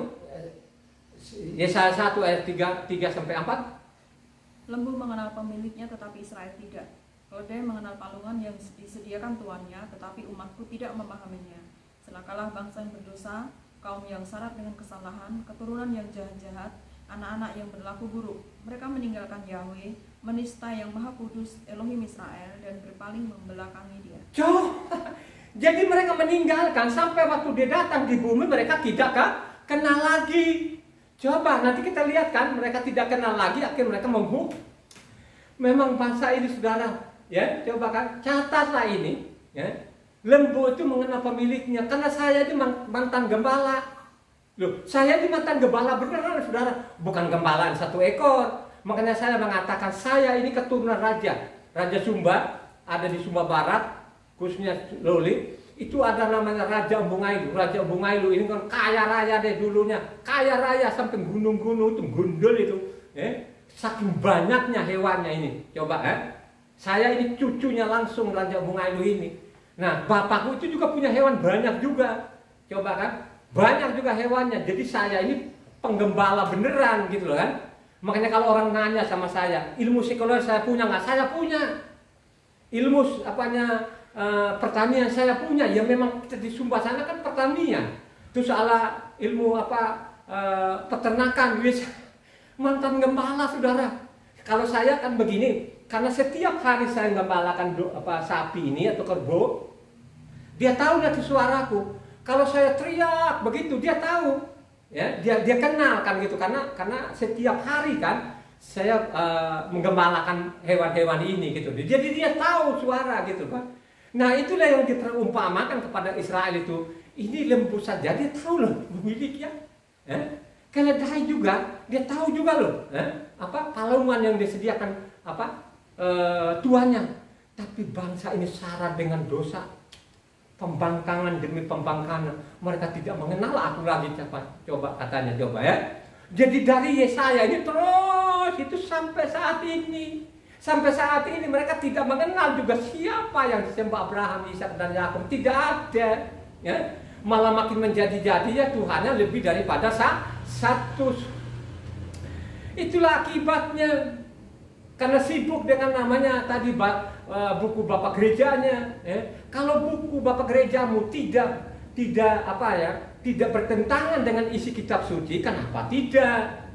Tapi buku Bapak gerejamu itu mengajarkan supaya meninggalkan namanya hukumnya Tuhan. Aduh, tunggu waktu. Benar aja saya ingatkan kepada siapapun engkau yang mendengar ini, ya. Ini kan sangat jelas tadi ini masalah baptisan ini. Tapi kalau engkau tetap menutup telingamu, ya, menutup juga hatimu, ya, tunggu waktu aja. Ya, tunggu waktu, ya. Coba kan? Ini dia bilang ini sapi saja pun itu tahu, dia tahu itu kalau itu pemiliknya datang kan gitu. Tapi ini orang Israel udah kakak kenal aku lagi. Dosa dan dosa dan dosa dan dosa saja ini mereka ini katanya. Coba kan? Makanya kalau kita baca lagi, saya mau pukul di mana ya? Sudah di sini udah bonyok-bonyok, sini udah bonyok, mau pukul di mana lagi ini? Kepala batu ini. Ini orang Israel loh saudara ya. Jadi Israel ini, ya. Coba, habis namanya Yesaya ini kan ada namanya Nabi Sefanya. Nabi Sefanya juga menulis di sana bagaimana namanya imam-imam tadi yang dia bilang, hai kamu keturunan ular beludak ini. Di zaman Yesua itu dia bilang ini anaknya loh pilihannya. Dia bilang ini keturunan ular beludak ini. Coba, siapa yang dimaksud tadi keturunan ular beludak? Tidak lain tidak bukan adalah imam-imam. Baca satu, Sefanya 3 ayat 4. Nah, supaya ini tahu loh. Pada waktu dia datang di bumi dulu, supaya mereka baptis ini, supaya mereka sadar ini. Tapi mereka juga tidak sadar. Sefanya 3 ayat 4. Para nabinya adalah orang-orang ceroboh dan pengkhianat. Para imamnya menajiskan apa yang kudus, memperkosa hukum Taurat. Nabi-nabinya ceroboh. Coba kan, imam-imamnya memperkosa hukum Taurat. Tadi kan kita sudah baca.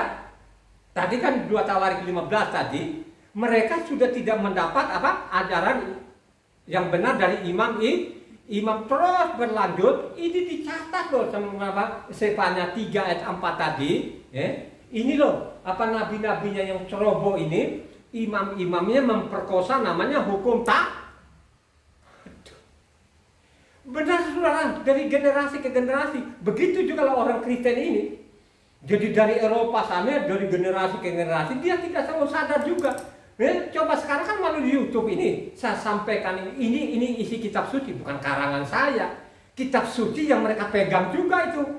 Yang saya khotbahkan ini kan bukan kitab karangannya dari mana gitu. Ini yang sudah ada di Indonesia, yang dicetak Lembaga Kitab Indonesia yang saya khotbahkan ini. Ya loh? Kan saya tidak ambil buku dari mana gitu kan ini, ya. Coba ini kitab suci yang dicetak Lembaga Kitab Indonesia, ya.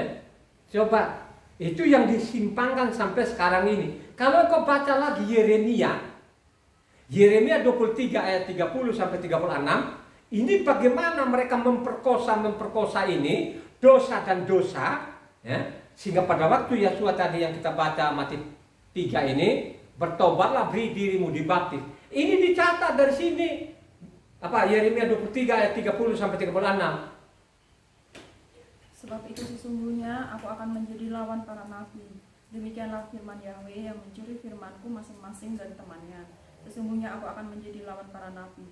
Demikian firman Yahweh yang memakai lidahnya sewenang-wenang untuk mengutarakan firman ilahi. Sesungguhnya aku akan menjadi lawan mereka yang menubuatkan mimpi-mimpi dusta. Demikianlah firman Yahweh, dan yang menceritakan serta menyesatkan umatku dengan dustanya, dengan dualnya, aku ini tidak pernah mengutus mereka dan tidak pernah memerintahkan mereka. Mereka sama sekali tiada berguna untuk bangsa ini. Demikianlah firman Yahweh. Coba, mereka memutar balik. Aku tidak pernah memerintahkan mereka. Kalau bilang Taurat tidak berlaku, siapa yang memerintahkan? Coba kan, itu tadi terjemahkan siapa itu?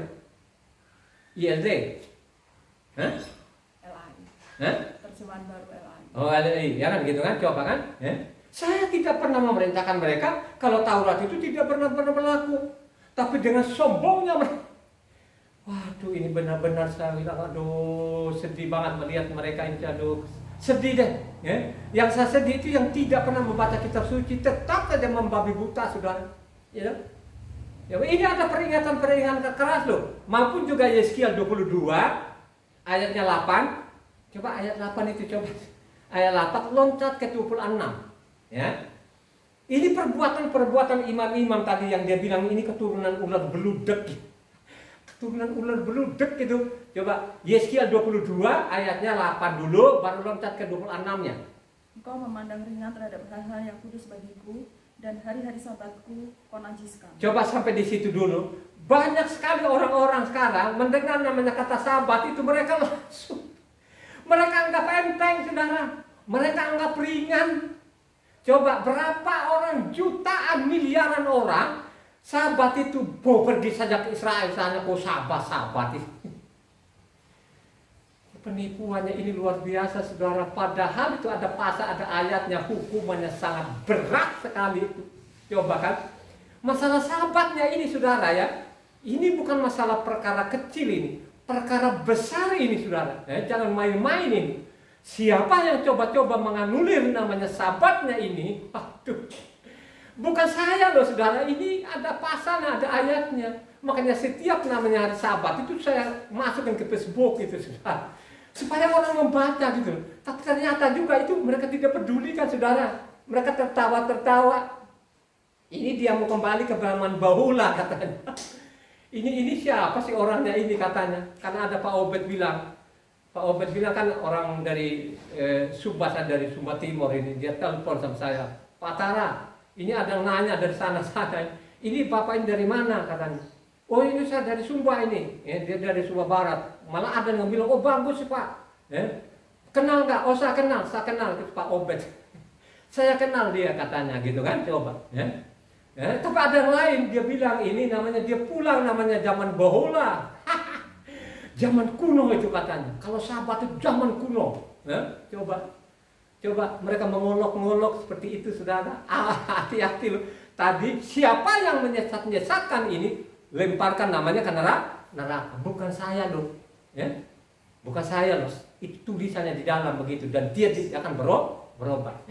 Catat baik-baik ini. Saya tidak mengarang-arang, hanya catatan-catatan ini yang saya sampaikan. Dia mau buka telinganya syukur, tidak buka juga ya nggak apa-apa, itu aja. Dia mau catat ini tidak ya, ada waktunya juga nanti akan sampai nanti terakhir kan ada planaf. Imam-imamnya memperkosa hukum Tauratku dan menajiskan hal-hal yang kudus bagiku. Mereka tidak membedakan antara yang kudus dengan yang tidak kudus, tidak mengajarkan perbedaan yang najis dengan yang tahir. Mereka menutup mata terhadap hari-hari sabatku. Demikianlah aku dinajiskan di tengah-tengah mereka. Coba dia di atas 8 tadi kan mereka meringan-ringankan namanya sabat. Sekarang di ayat 26 mereka coba-coba apa sabatnya? Menutup mata terhadap hari sabat. Ini yang menutup mata terhadap sabatku ini suatu saat akan saya hukum betul-betul ini. Weh, saudara jangan main-main, saudara. Pada waktu dia di bumi ini dia hari sabat atau hari minggu? Sabat. Coba. Waktu dia di bumi ini hari sabat atau hari minggu? Hari sabat. Menurut kebiasaannya dia setiap sabat. Di mana itu? Coba baca Lukas 4 ayat 16. Dia agak pinter lah ini orang-orang ini. Supaya pendengar ini supaya jangan mengolok-ngolok loh ini sabat ini, saudara ya.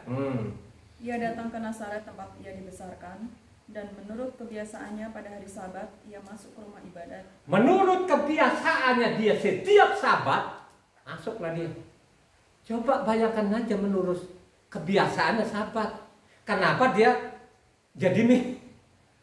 Saya tidak tahu lagi lah. Ini kalau kita ngomong juga ada juga yang coba-coba unjuk gigi. Kalau lo unjuk gigi itu pakai pasal dan ayat, ngelawan ini sedikit loh. Melawan yang kan ini kan bukan saya ini. Ini kan saya kutip aja.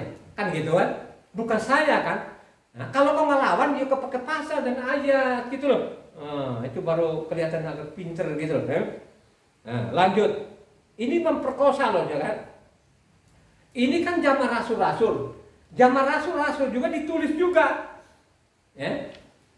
Dari dulu sampai zaman Yohanan itu mereka memperkosa namanya hukum Taurat. Satu orang. Matitia 11 ayatnya 12. Sejak tampilnya Yohanan Pembaptis. Matitia 11 ayat 12. Sejak tampilnya Yohanan Pembaptis hingga sekarang, Kerajaan sorga diserong dan orang yang menyerongnya mencoba menguasainya. Coba seolah-olah sekarang orang Kristen tidak menyerong ini saudara. Bagaimana tidak menyerong yang saya tadi kan baptisan, tapi prakteknya mereka diputar balik lagi coba. Mana di dalamnya namanya baptisan perci, terus ada namanya sidi, kan tidak ketemu kan di dalamnya. Ini namanya memutar balikan.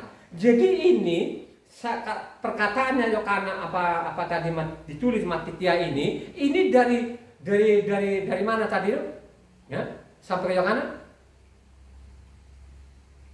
mereka perkosa dari mana? Dari Mose. Sejak tampilnya Yohanes Pembaptis hingga sekarang kerajaan sorga diserong dan orang yang menyerong ya. Jadi dari dulu dari Mose itu sampai ke Yohanes ini mereka menyerong maupun juga Luka 16 ayat 16 ya. Hukum Taurat dan kitab para nabi berlaku sampai kepada zaman Yohanan, dan sejak waktu itu kerajaan Tuhan diberitakan dan setiap orang menggagahinya berebut memasuki. Coba kan, ini ada tafsir yang otak-otaknya agak pendek-pendek itu. Mereka seolah-olah itu berlakunya saja sampai ke Yohanan, jadi seolah-olah sampai ke situ. Tapi dia tidak baca tadi sampai Yohanan itu mereka perkosa, namanya memutar balikan, namanya apa? Hukum Taurat, saudara. Ya. Itulah namanya otak-otaknya tadi yang pendek-pendek itu yang di mimbar-mimbar itu. Ya, coba pengikutnya juga memang banyak saudara. Dengan bandingkan saya ini kan yang subscribernya hanya 300 orang itu coba. Di sana tuh sampai jutaan orang tuh pengikutnya. Makan aja suatu saat nanti saudara ya. Apa gandum dengan ilalang banyakan mana? Ilalang. Halo? Ilalang. Jadi gandum itu dengan ilalang pasti banyakkan ilalang saudara. Yang sesat-sesat ini pasti banyak ini saudara. Jadi tunggu waktunya. Sempitnya jalan sedikit kali orang masuk. Karena luasnya jalan. Rumah ibadah saya besar. Pak pendeta saya gelarnya berderet-deret. Sekolahnya ke luar negeri. Akan aja itu ya. Ya. Ini sangat jelas loh saudara ya. Makanya kalau kita baca Yeremia 2 ayat 32. Yeremia 2 ayat 32. Dapatkah seorang bendara melupakan perhiasannya atau seorang pengantin perempuan melupakan ikat pinggangnya? Tetapi umatku melupakan aku sejak waktu yang tidak terbilang lamanya. Coba melupakan aku dengan waktu yang tidak terbilang lagi lamanya. Jadi coba bayangkannya mereka lupakan Tuhan sampai zaman rasul-rasul ini tadi. Lupakan Tuhan, tidak ingat lagi Tuhannya mereka siapa namanya. Ya, terus Tauratnya kemana? Karena zaman rasul-rasul itu sudah ada namanya Talmud. Ya kan? Dikira itu Talmud itu Tuhan senang, dia tidak sungguh senang. Maka dia bahai kamu keturunan ular beludak. Ya. Kenapa dia mengatakan mereka keturunan ular? Karena mereka meninggalkan hukum Tuhan ini. Mereka tidak kenal lagi Tuhan ini. Coba saudara, ya. Tidak mengenal lagi. Ya. Maka dia bahai kamu keturunan ular beludak. Yo, coba deh saudara. Ya. Ya. Coba Yeremia 4 ayat 22. Sungguh bodohlah umatku itu, mereka tidak mengenal aku. Mereka adalah anak-anak tolol dan tidak mempunyai pengertian. Mereka pintar untuk berbuat jahat, tetapi untuk berbuat baik mereka tidak tahu. Coba kan ini bangsa tolol ini, anak-anak tolol, bodoh, tolol, dongok. Bukan saya loh ini. Ini tulisannya begitu. Ini tolol benar. Bodoh, tolol, dongok. Tidak mengenal aku lagi. Ini anak bangsa yang bodoh, tolol. Masa sih sudah punya hukum, sudah punya namanya Tuhan, mereka ganti-ganti nama Tuhan. Kemudian ini orang-orang bodoh dan tolol, pekak. Bukan saya loh tulisannya begitu. Yeremia 5 ayat 21. Dengarkanlah ini hai bangsa yang tolol, yang tidak mempunyai pikiran, yang mempunyai mata tetapi tidak melihat, yang mempunyai telinga tetapi tidak mendengar. Itulah sekarang mereka dengar ini, kita pakai pasal. Tetap saja ditulikan telinganya. Dengar loh, ada pasal dan ada ancamannya juga. Nggak peduli. Yang penting yang mengajar saya, Pak Pendeta saya dengan gelar-gelarnya. Ini sekolahnya luar negeri. Sayang sekali, kasihan dong. Dia sudah keluarkan uang sekian banyak dong. Ini teman saya ada yang ngomong gitu, saudara, oh, kasihan dong, mereka kan luar negeri, coba kan.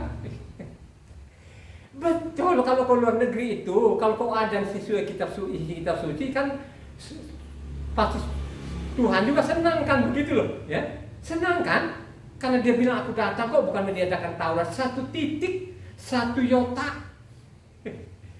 Coba kan, dia lebih suka Pak Pendetanya yang menghilangkan namanya berkalimat-kalimat. Padahal Tuhan sendiri aku datang bukan meniadakan 1 titik 1 yotak. Coba. Apakah orang tidak mendengar ini? Coba kan, tetap saja. Kalau sahabatku itu mereka buang muka, itu kau ikut saja, namanya Yahweh.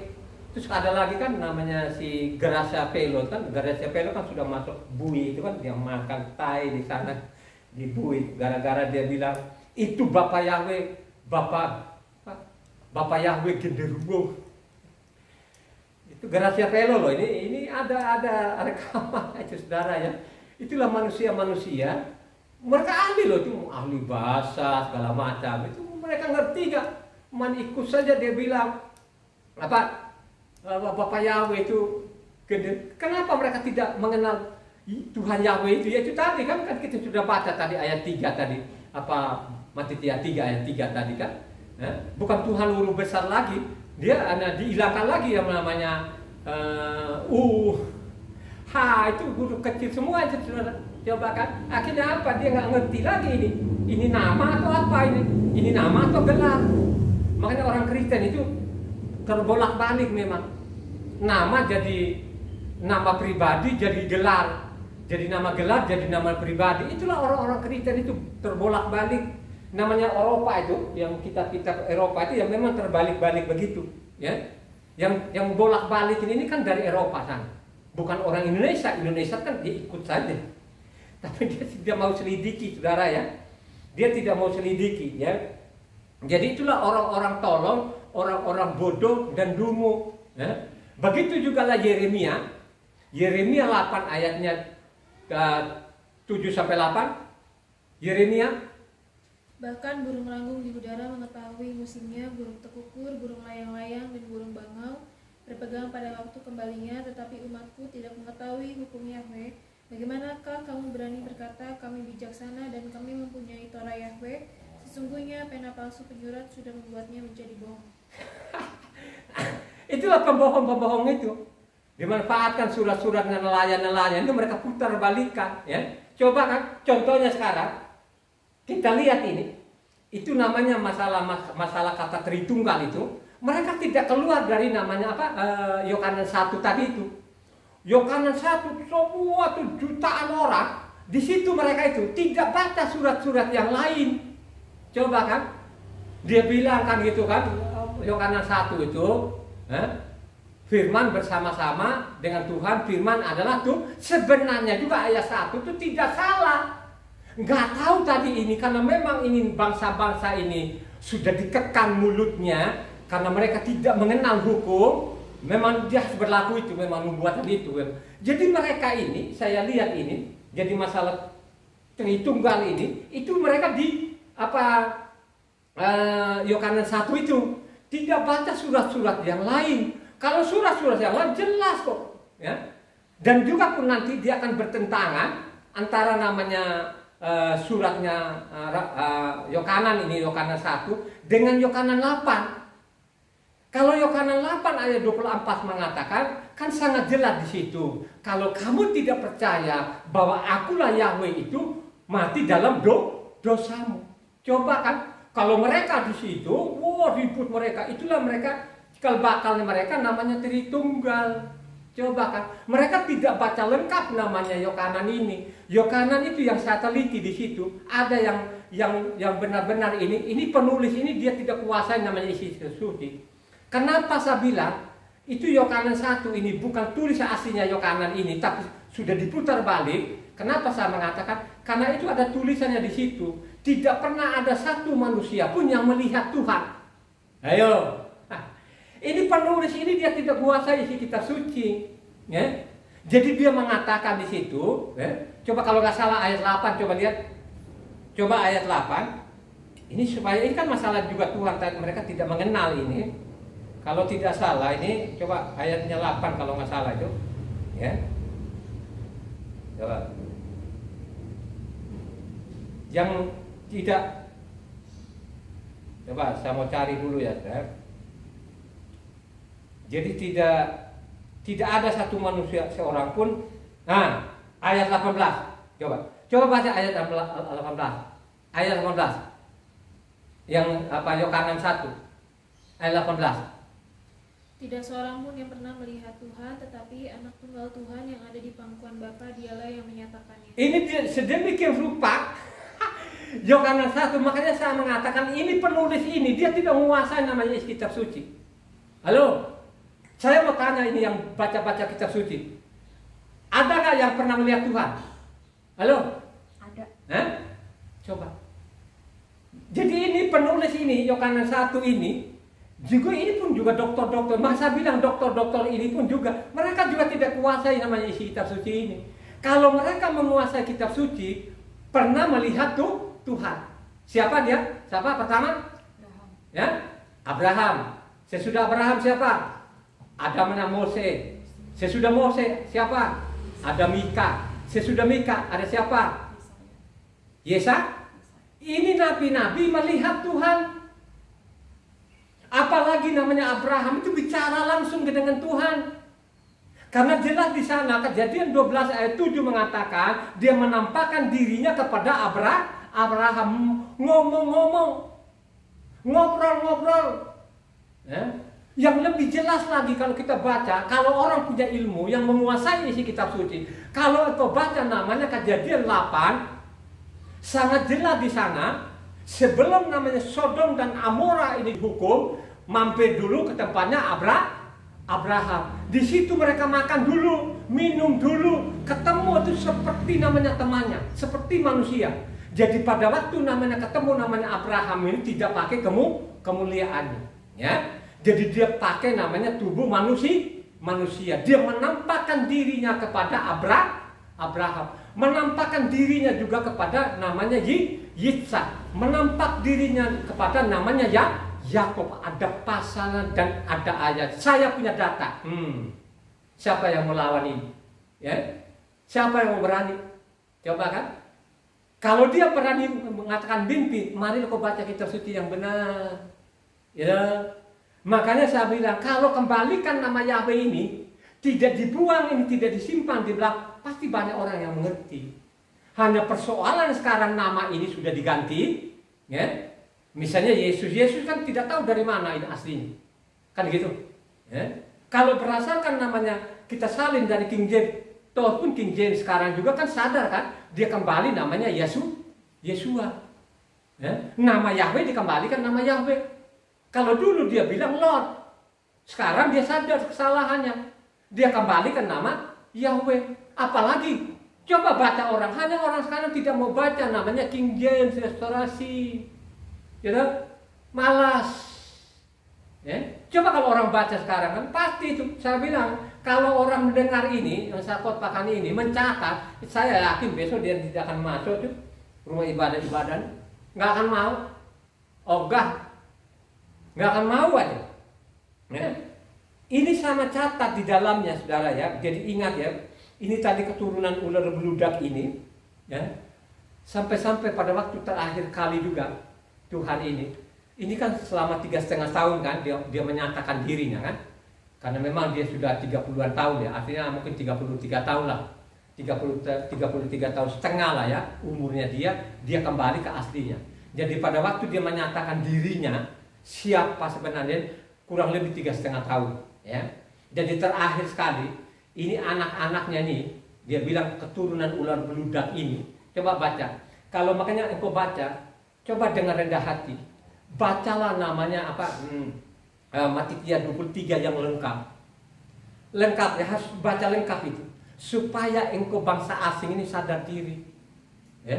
Tapi kalau engkau tetap kepala batu, engkau tidak mau hukum-hukumnya Tuhan, engkau dihukum seberat, anaknya saja dihukum seberat-beratnya. Bagaimana lah engkau nanti ini? Ya. Saya baru ingatkan melalui khotbah ini. Ya. bukan untuk kepentingan saya.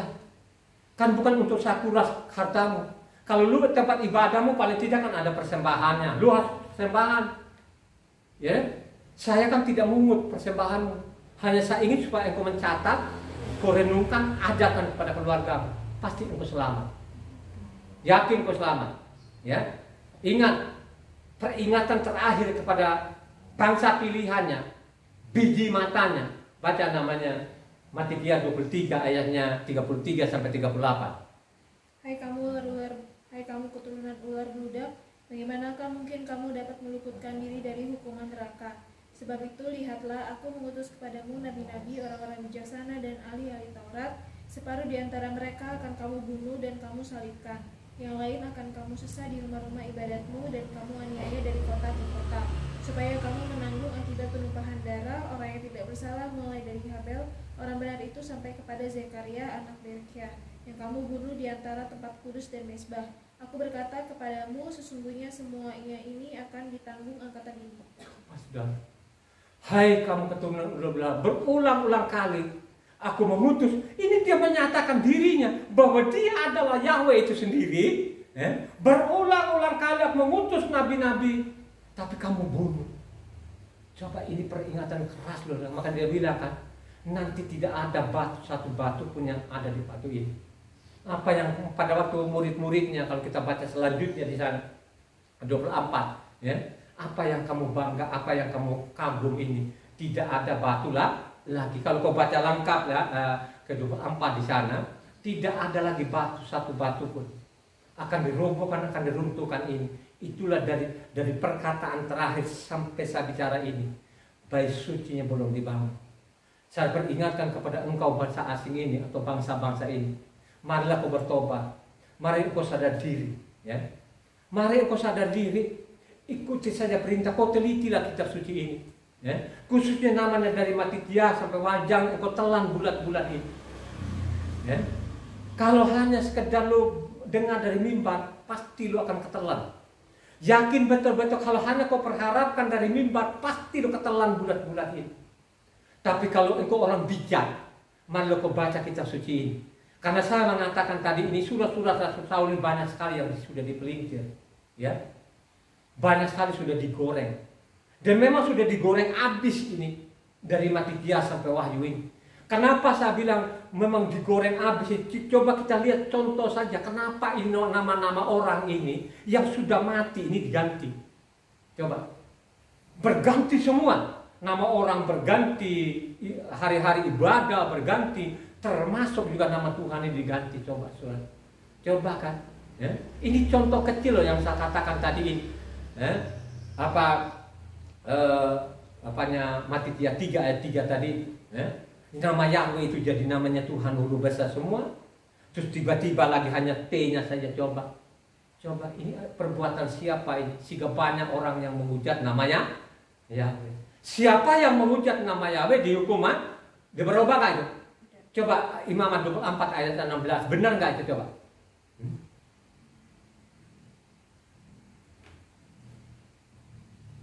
Siapa yang menghujat nama Yahweh, pastilah ia dihukum mati dan dilontari dengan batu. Bahkan siapa saja engkau itu, ini, baik orang asing maupun orang Israel asli.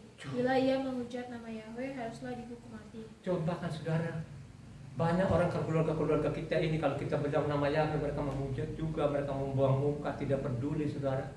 Coba kan, ini sangat mengerikan loh saudara. Kalau orang membaca kitab suci, pasti itu saudara, waduh dia gak akan mau ikutan ajaran-ajaran yang ada zaman gila ini. Gak akan mau, kecuali dia orang nekat. Karena dia Pak Pendetanya nekat. Kenapa dia nekat? Karena isi perutnya. Mau dia cari makan di mana? Dia ilmu sekuler dia gak punya. Coba kan, terpaksa loh saudara. Dia untuk dia hidup di bumi ini, makanya dia terpaksa itu dia berbohong. Pembohongan ini kan dari Eropa, saya bilang, sudah dari Eropa sana pembohongannya. Dia pindahkan ke Indonesia, pembohong-pembohong ini tetap piara. Karena mereka tidak pedulikan lagi namanya isi kitab suci. Dia lebih suka namanya buku sejarah bapak gerejanya. Coba saudara, kalau sudah begini mau sorga, lo anaknya saja dia hajar kok. Budak-budaknya gitu loh kan. 1 Korintus 2 ayat 8.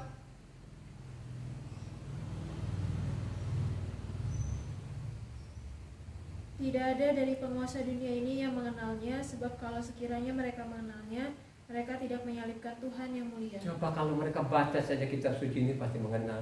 Orang asing sendiri pun juga kalau mereka baca pelan ini, pasti mereka tahu bahwa Yahweh lah Tuhan, tidak ada yang lain. Yakin 100% itu. Karena ada benang merahnya. Ya. Coba bayangkan aja sekian dokter. Ini saya bilang dokter-dokter goblok-goblok ini kan, dipiara bodohnya juga mengajari orang kan. Karena dia bilang aku datang dalam nama Bapak. Coba satu orang Yohanes 5 ayat 43. Yohanes 5 ayat 23.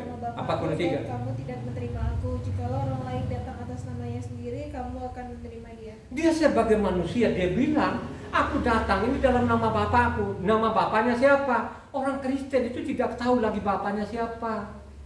Tidak tahu. Bagaimana orang Kristen dia tahu nama Bapaknya kalau dia tidak pernah membaca kitab sucinya. Dia sibuk dengan buku Bapak gerejanya.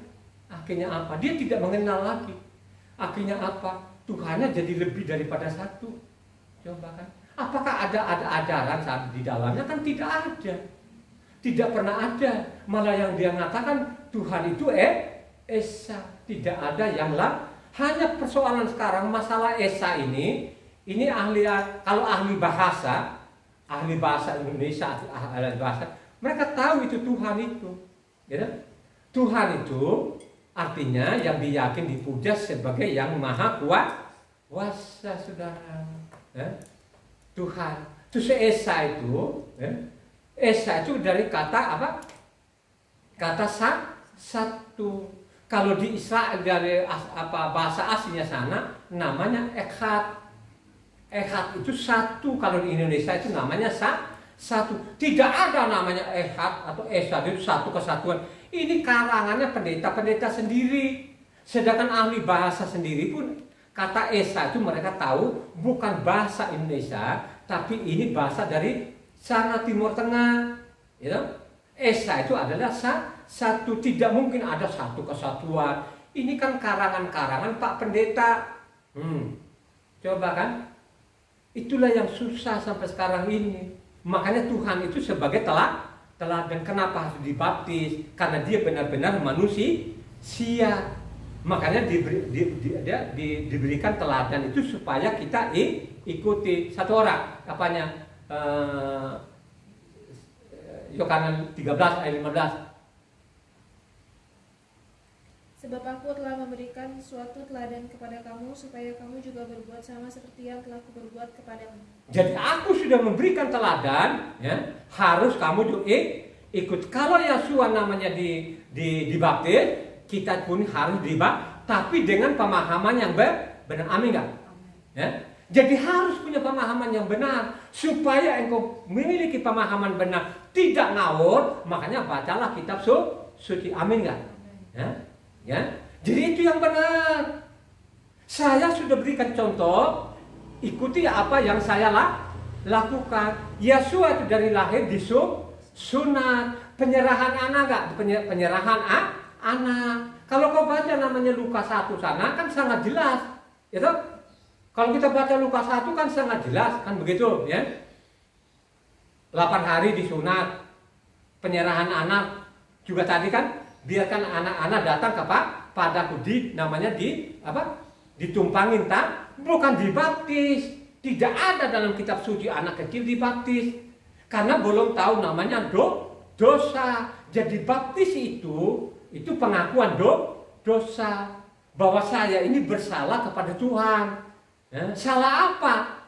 Salah saya karena meninggalkan hukumnya Tuhan. Saya sadar sekarang. Ya, saya mau kembali kepada hukumnya Tuhan, saya mau kembali kepada jalannya Tuhan. Makanya kelakuanku tadi yang lama aku harus tenggelamkan, harus dimatikan. Dosa-dosa tadi, dosa-dosa namanya diskotik, dosa-dosa namanya sabu, gele, segala macam. Ini yang dimatikan, yang ditenggelamkan, yang dihanyutkan. Itu maksudnya namanya apa? Baptis. Amin enggak? Mari kita. Halo. Haleluya.